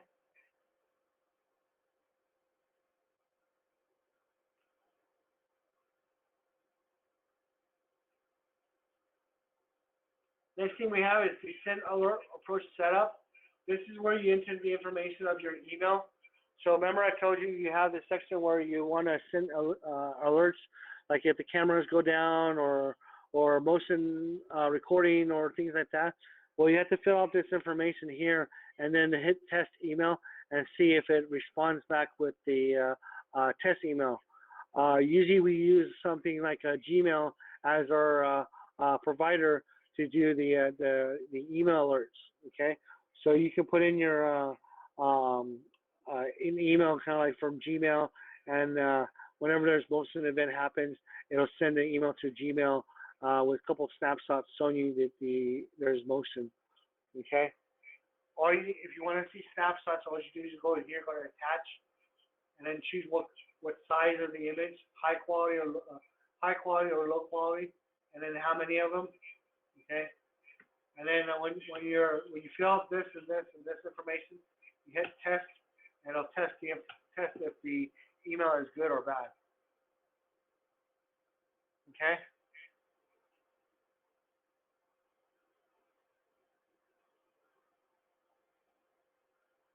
All right, the next thing I'm going to do is go to Toolbar, Configure, System Configure, and then System Idle Protection. Now, the System Idle Protection is usually this one right here is what we're going to usually recommend the customer set up last, okay? Because it gets kind of, for me, it's a little annoying when I'm sitting here programming certain things like that, and then whenever I look away for 30 seconds, that the system keeps on logging me out as the supervisor and logging me back in as a user. Okay, so usually you want to recommend the customer set up this feature, but set up this feature after you have completely set up everything else.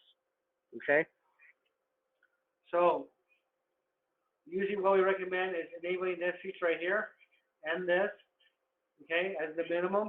So if someone comes to the system and turns off the recording, the system will automatically turn the recording back on after 30 seconds or whatever amount of time you have set. Okay.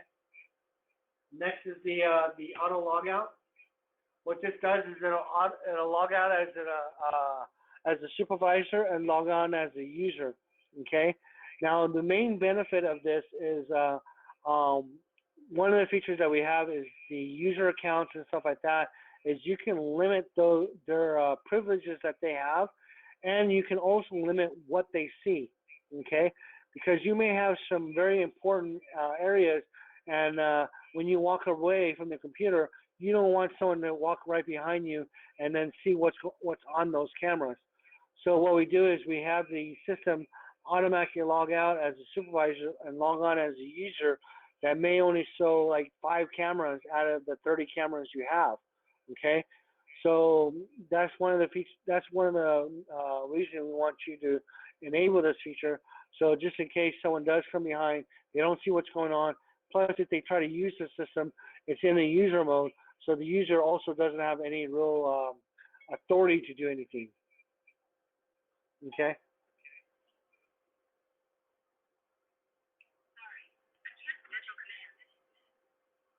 All right, sorry about that.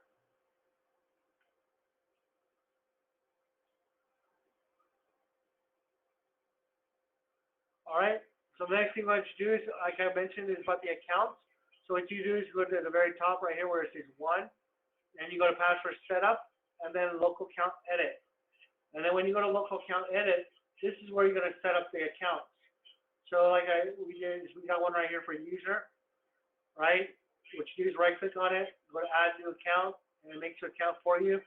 And as you see here, the people that log on as SD 4800 user account, they can't see anything except for the SP4800 cameras. Right here, live. Well, all the other cameras that are on the network are not available for them. And then under test, all the cameras are available. Okay? And then 1 has all privileges too. Okay, one thing that you guys got to understand, when you're a supervisor account, the supervisor has privileges over everything. And that means that they can see and do everything on the system. All right. That way, that's why you don't want to have the system up and running, just sitting there as a supervisor when anybody can walk up to your system and start to play with it. Okay. Now, a couple benefits of using a user account. One is on like mobile right here. Under mobile, I can set up the system to limit the amount of time that someone can log on to like GVI or ERM software and view the cameras remotely. I can set them for like 30 seconds so they can log on to the system for 30 seconds and look at the cameras, and after that, it kicks them off. Okay. So this is very useful because you don't want people to eat up all your bandwidth on your ISP provider. Okay. All right. Also, control center. You can limit all the stuff to be limited. All right. As you see here, one of the things about the GVI, like I mentioned about the mobile program, the mobile program allows you to watch the cameras mobilely, but it also has a lot of features built into it. And one of the features is it does actually connect to the VMS and actually allows you some control of the VMS. One of the problems that you can come across is if you set up an administrator account on the GVI account, what they could do is hit the little button to stop monitoring. And what that does is send the command to the VMS software to stop monitoring. So now the VMS is not monitoring anymore. Okay? So that's why we recommend setting up user accounts, because the user, you can disable the stop monitoring, stop network, stop this and that. All those features can be disabled, so the users cannot do anything. They can only watch and see what's going on, but they cannot do anything in the background. Okay? You don't want to give the users any real power to do stuff. All right, so that's pretty much on that.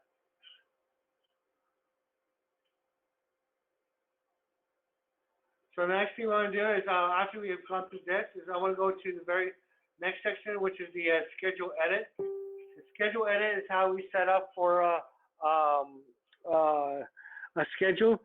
So say that we want to, during working hours, we have recording, round-the-clock recording, and then on weekends we have round-the-clock recording. So, I mean, weekdays we have motion, weekends we have round-the-clock. So all you need to do is set up a schedule that will set that up. So what you do is, like someone's been playing with this.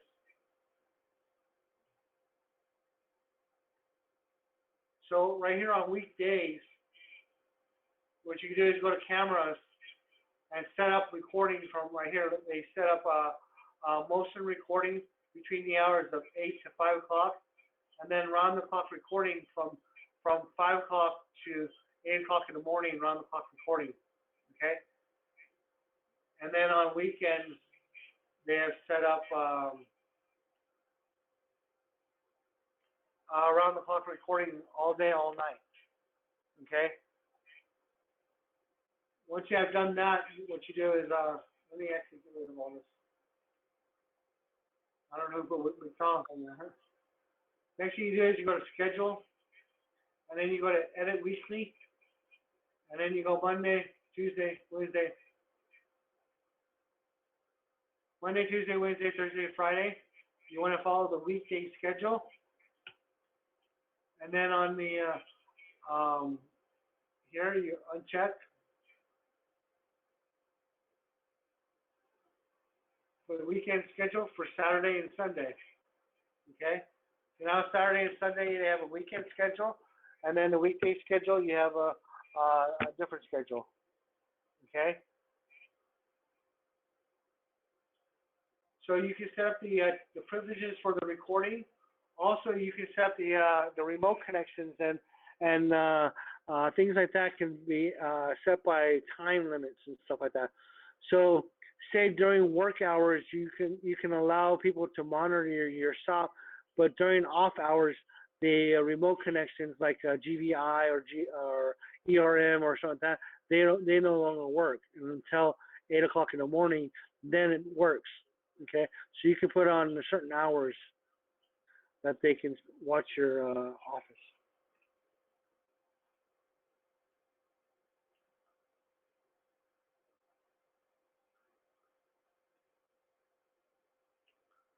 All right, the next one is video process.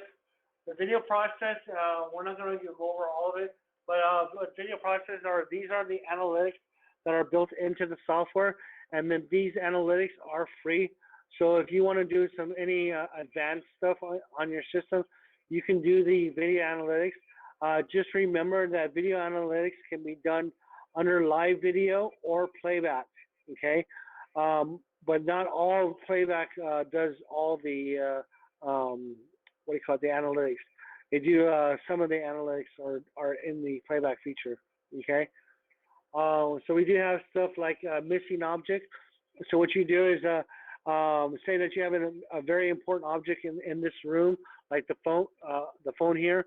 So what I can do is I could draw a box around this phone and then just leave it here, and then that's it. And then I can sit here and watch the monitor, and if anyone comes into the room and takes the phone away, then the system will alert me that the phone went missing, okay? That's under live video, and then you can do the same thing with playback. I can go into my film, draw a box around the phone, and then hit search, and it'll search the film until it finds when the phone went missing, all right? So what you do is you draw a box around the object that is currently there, and then it'll find when the object went missing. So that's under playback. We also have stuff like, what do you call, unattended objects. So what it is that if someone comes in and drops a backpack and then walks away, the system will identify that someone has dropped an object and left something there, and it'll set off an alarm letting you know that you had an unattended object left behind, okay? So you can designate a certain period of time, like 20 seconds. So if someone has left a backpack in a certain area for over 20 seconds, the system will set off an alarm letting you know that there is unattended object, okay?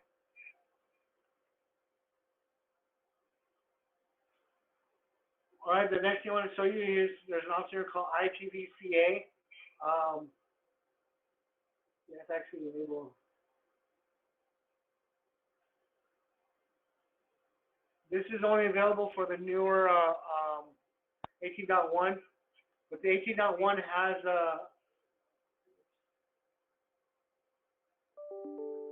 an option here called blur, or you can call it mosaic. So what it is when it detects face, you can have the system blur out the faces for you automatically, so that the faces won't be recognized. There are like certain areas, like in Europe and stuff like that, that you're not really allowed to be recording people's images and stuff like that. So what we do is we have an option here to blur out faces based on those requirements, okay?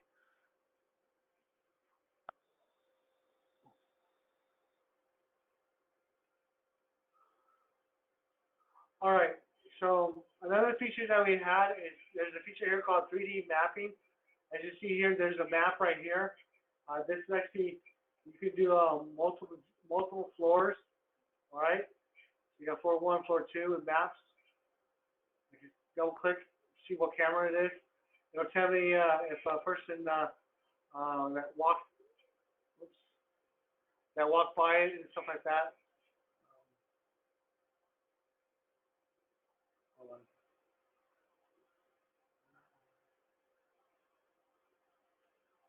All right, just give me a second. I'm gonna.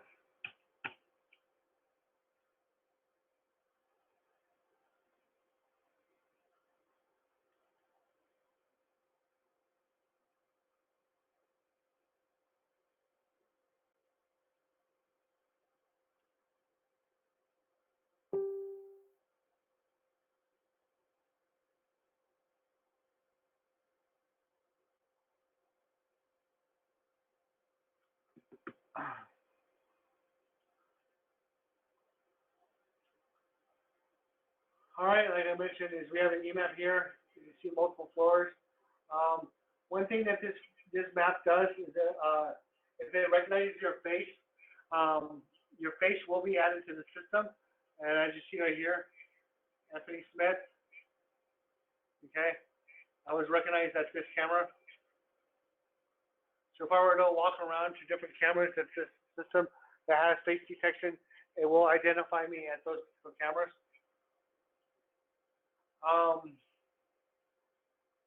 Next thing I want to show you is if you go to Toolbar, Configure, Face Manager, and this is a feature that's only available on the 18.1. This is how you connect the system, the face recognition server to the VMS system. Also, this is how you would set up alerts. So say that you have, what do you call it, faces that you want to set up that are unrecognized. What you do is you go to configure, database camera alert settings, and I can go to the VMS system that if this particular camera sees an unauthorized person, I can have the system send out an IO alert or send you an email letting you know you have an unauthorized person or unrecognized person on your campus. Okay. Enrolling people into the system is extremely easy. What they've done is actually what you do is you go in front of the camera itself. All right, once you go in front of the camera, you click on the snapshot. Once you click on the snapshot, next thing what you do is you click on the little the face and roll, and then you click on check mark. Then you draw a box around the face, and then you name it, and then you choose what server you want, hit check mark, and then that's it. You're done enrolling. Okay. So every time it sees me, it'll recognize who I am, but it's that quick on enrolling faces. Okay. So enrolling faces can be done under live or playback. Okay. Also, to let you know, is the system, like I mentioned, is the Ifr Server does have a feature in there that does the Asian gender option. So what happens is, as you see right here, it'll tell you how old the person that it thinks it is, and it does the gender also. So what it does is it allows you to do a search, and then you can put in the person's age and then what gender they are. Because say that you had a person rob your store, say it was a male between the age of 30 to 35, you put that into the system, and it'll pull up a list of all the males that are around 30 to 35 years old that it saw coming into the store. So it narrowed down the amount of people coming into your store so you can do a quick search of who's who, okay?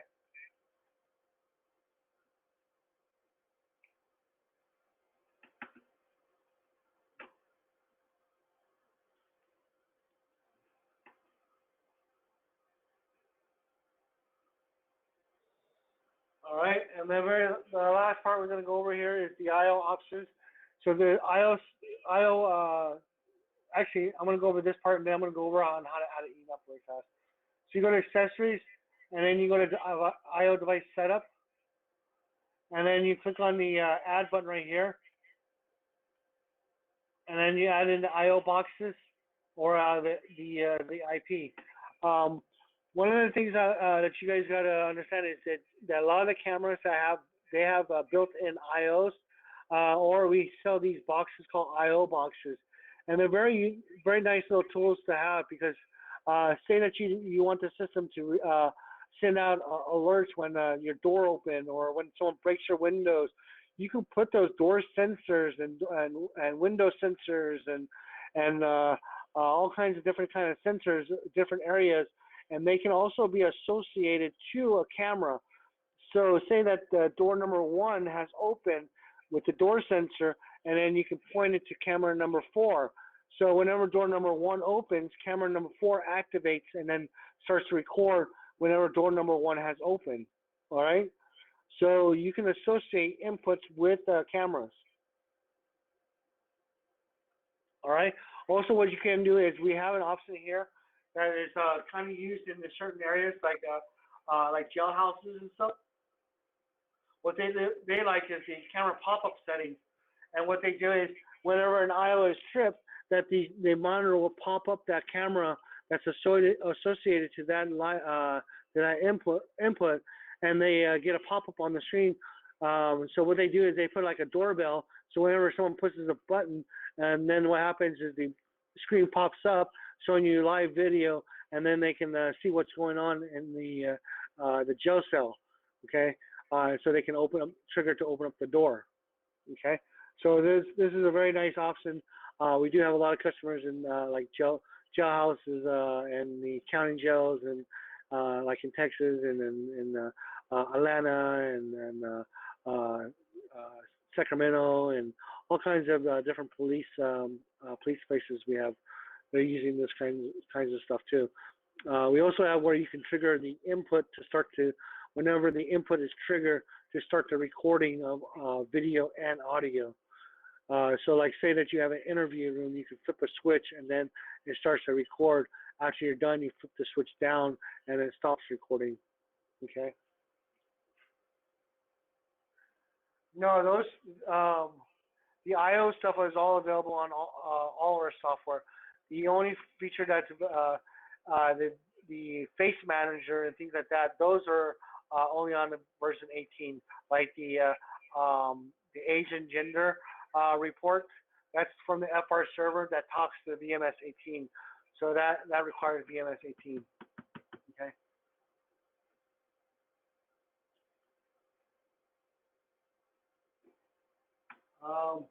We have quite a few customers asking about this camera. We have this camera is called the SV4800. This is actually 4 cameras in one base. So what this is this is a 12 megapixel camera in each of them. So it's actually a 48 megapixel. So here's camera 1, camera 2, camera 3. Come on. Camera 3. And then camera 4. And then we don't show camera 5 because it's just the roof. Okay. So we have the 4 cameras, the 3 cameras at least just right here. Okay. All right. So the next thing I want to show you is the EMAP feature. It's a very, very easy feature to use, and this feature is actually available on 17.2.3 and 18, and it's available on all our software. But this is the 3D e-mapping. Okay. So go ahead and exit the software. So what you're going to do is you're going to go to your Start, go to All Programs, go to the VMS folder, and then go to EMAP Editor. All right, and then what you want to do is you're going to go to, make sure the very first thing what you want to do is you're going to go to the very bottom of the screen, make sure it has this thing right here where it says this desktop, okay? If it doesn't say desktop, that means what happens is the cameras from the VMS are not on this list. So when you try to associate the cameras, they're not going to appear on the VMS software, okay?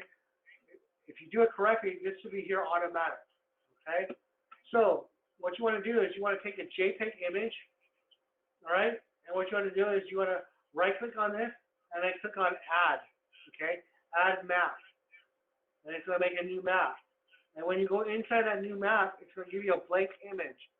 When you go inside that blank image, you want to right-click on it and click on Load Map, all right, and then what you're going to do is you're going to go through the system and choose the map for that particular floor. Okay. Next thing what you're going to do is you're going to go back to the list over here, and then you're going to take the camera, drag it, and drop it onto the area of the map that you want the camera. Also, what you can do is you click on it to highlight it yellow, right-click on it, and it has options to choose the camera position. So I'm going to point this to the 45-degree angle. Right? There you go. Also, what's nice is you click on it again, then you right-click on it and choose Edit Zone. Okay, Edit View Zone. You click on that, and it allows you to make a view mirror, what it sees. So what I'm doing is I'm pointing here, right-click on it, click on Finish.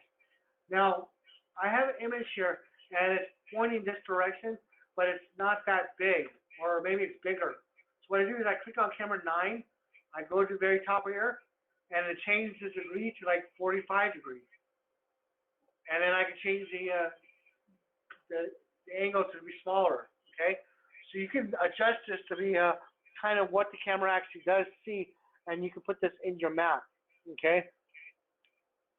It's a very useful tool to use. All right, and then you just go through the system and start adding more and more cameras, all right? Once you have added all the cameras you want, what you want to do next is, what you can do right here where it says new map, you can also right-click on it and you can rename it. So I want just like this right here, I'm gonna put floor 1,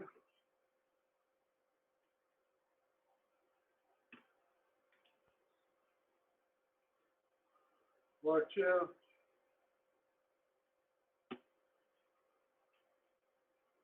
floor 3.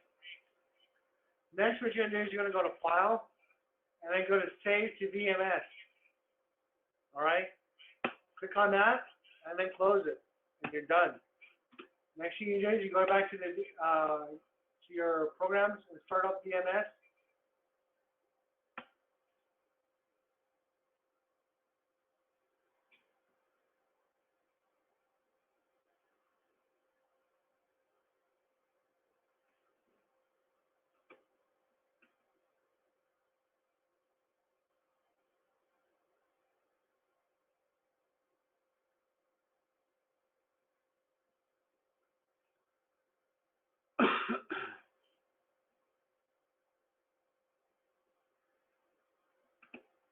All right, the VMS, if you don't have it, you just go Tool, Content List, and then it's going to have an option right here called EMAP, and then all 3 floors. What you do is take the right here where it says New Map, you click on it, drag it, and drop. And then you'll have the 3 maps here. So you just click on one of them, and then double click on it, and then there you go, you're inside. Okay? You can zoom in. You can select, say that you want to go to a different floor, or move up a floor. Okay, so you can choose your floor. You can zoom out. You can make the system. You can rotate it. You can also have the system auto rotate, so it starts to go in circles for you automatically. Okay, so this EMAP feature is available on all current versions, 17.3. 16, 15, all the old versions too, and also version 18. This this option is available on there for free, so you don't have to pay any additional. But it's a really nice feature because what it is instead of watching the whole cameras and not knowing where they are and stuff, this actually provides a map, and also whenever there's motion, it'll pop up. So if there's nothing going on, it won't pop up a screen showing you live video. So at least you can just watch the map, and then if something pops up, you can look at the map and see where it is, and then you can also see the live video and double click on it. Like see right here, I can double click on it, and then it'll bring up the live video. I can double click on it again, and it'll go back to the map. Okay. Yeah, actually, we have a. If you talk to some of our sales rep, like Dustin and Joe, they actually use this program to do the what do you call it, for the installations for customers, because it actually has a feature that's available on the newer 17.2, I think, .2 and .3 and 18. Actually has a feature in here called Save to PDF. So when you run this program,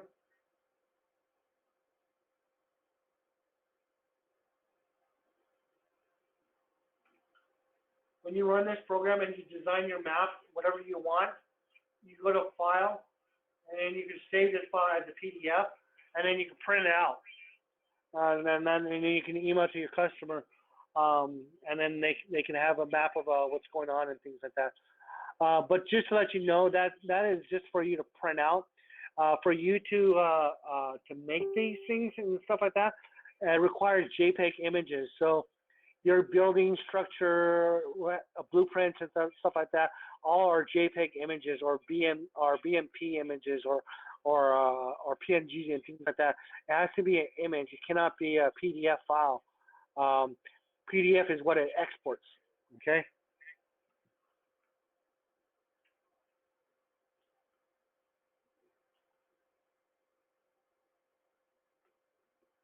So a lot of people like this because you can take this and then you can provide this to your customers, and then also right here you can start to rename these. The cameras can be renamed. So where it is, but there's a section on how to rename them. Oh yeah, right here.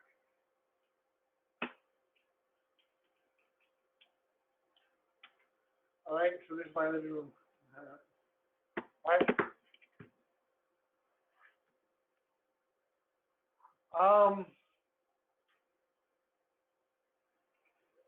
You can actually, what you could do is, the problem is you have to actually have this program, and what you could do is, if you don't have VMS, what's going to happen is this is what's going to happen. You click on New, and it's going to look like this. There's nothing. Remember when you load it up right here, it says Host View? You had all your cameras, all right? So what it is what you're going to do is you're going to add in a fake one, okay? So what I did is, as you saw here, let me go back to New.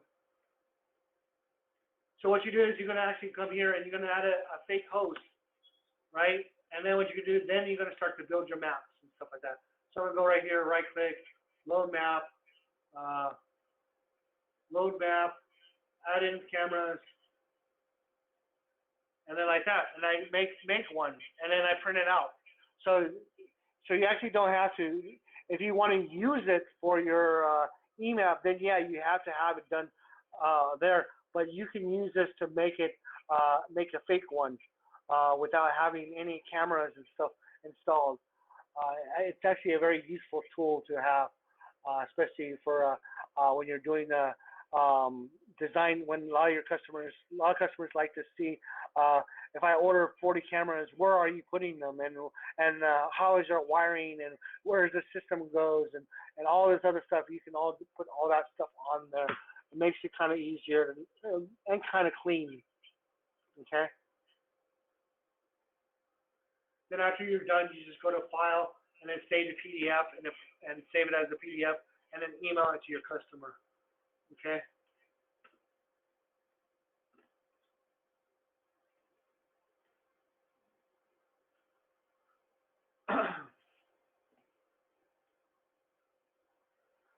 All right, we've gone pretty much over everything under the live stuff that you see here.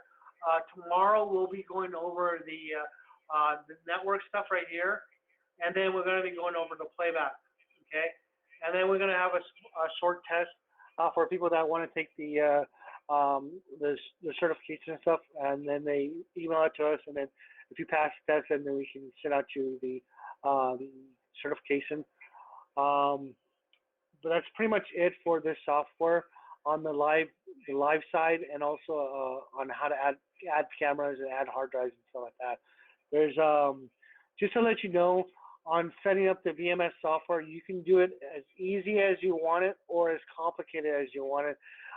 Complicated, what I mean is actually you can add in a lot of different things of, if you do this, do that, do this, and all kinds of different things it'll do. Or you can just have it just turn it on and let it record, and that's it. You can do all that, that's fine. But you can also do a lot of extra little things can be done to the software too. Okay. As you see here, the software has a lot of features, and a lot of these features are already built into the 17.3, which is a free software, and you don't have to pay for the licensing and stuff like that. Okay. For now, what we're going to do is take 10 minutes, and we're going to go over any people that are going to. If you have any questions, just write it onto the chat thing, and then I'll try to answer the best as I can. But if not, we'll see you tomorrow at 9 o'clock to do the playback side, and then a little bit on the remote connection, and maybe also a little bit back onto the face recognition stuff too. I'll go over a little bit on that again for people that didn't get it the first time. All right. If you have any questions, just type it into the chat board, and I'll try to answer them. And if not, then we'll see you tomorrow. All right.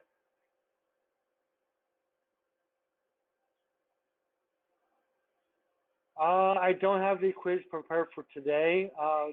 It's because the thing is, today is just a live video side. The quiz is for tomorrow, which will be the live and playback. It's not really that many questions. It's just we just need to know that you really know what H.264 is and H.265 is, and some basic information. It's not very technical, so the test shouldn't take that long tomorrow. So if you guys don't mind, just wait for tomorrow. If you don't come in tomorrow, you can just send an email to support@usavisonsys.com. and we can email you the test, and then you can just take the test over and then email it back. Okay. Because I know some of you guys might be busy tomorrow. Doing a 2-day session is kind of a lot of taking your time out.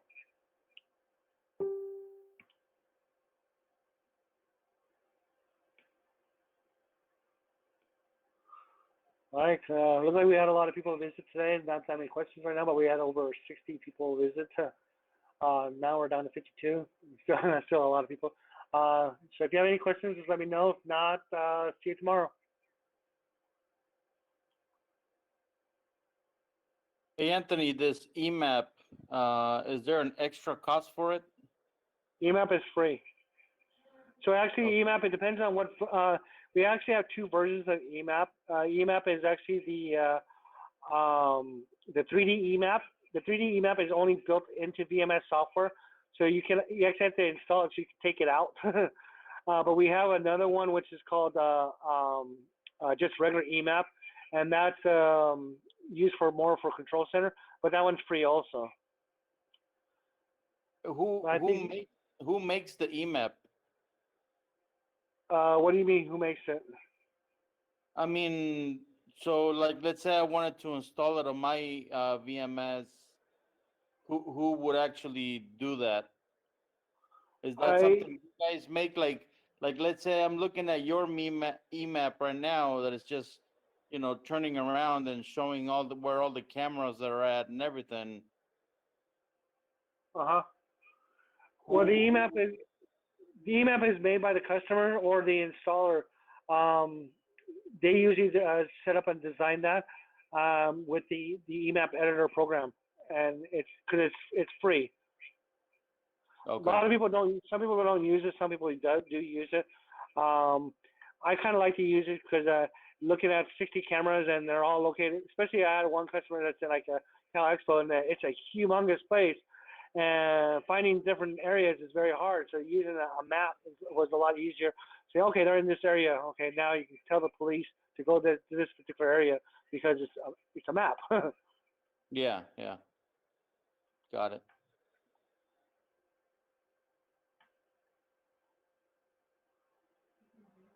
All right, I guess that's pretty much it. We'll see everyone tomorrow. If you have any other questions, just send it by email to support@usavision.com. We can answer it there also for you. But if not, you can come tomorrow morning. You can probably spend 10-15 minutes in the morning. We'll answer some questions, and then after that, we'll continue on with the playback side and stuff like that. Okay.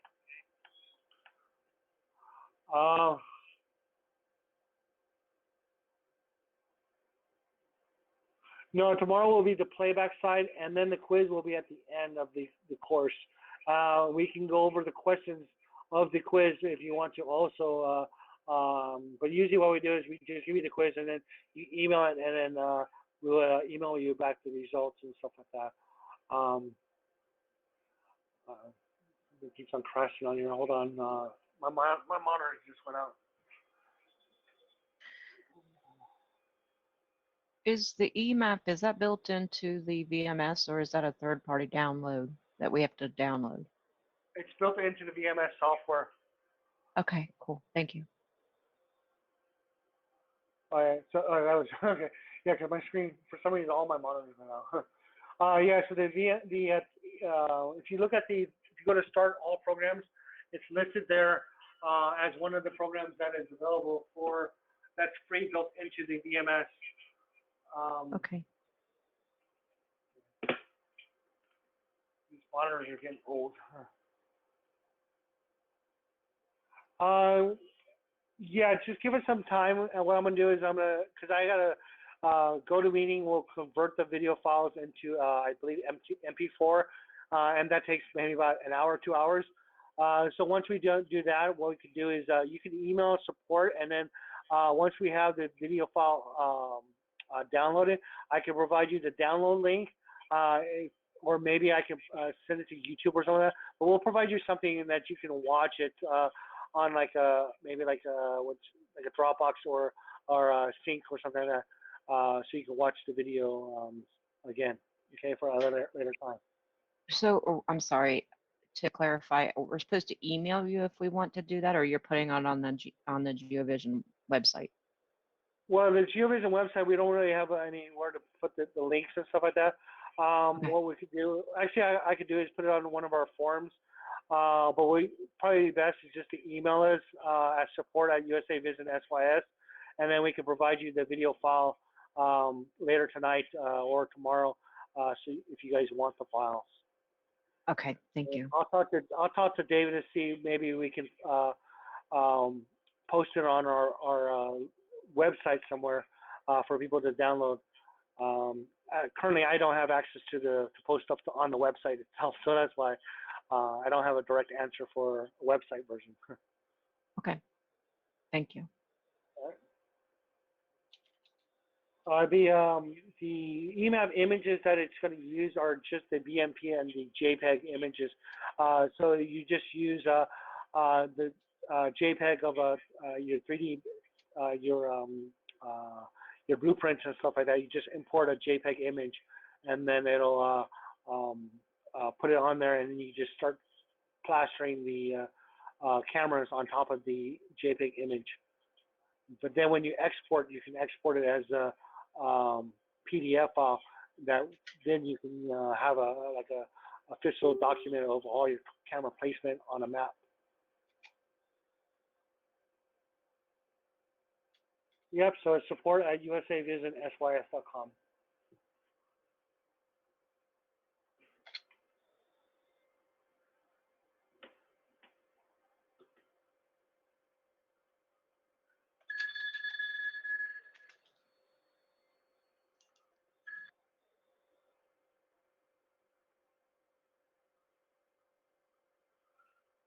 All right, how about this? I'm gonna leave this window open. Window open.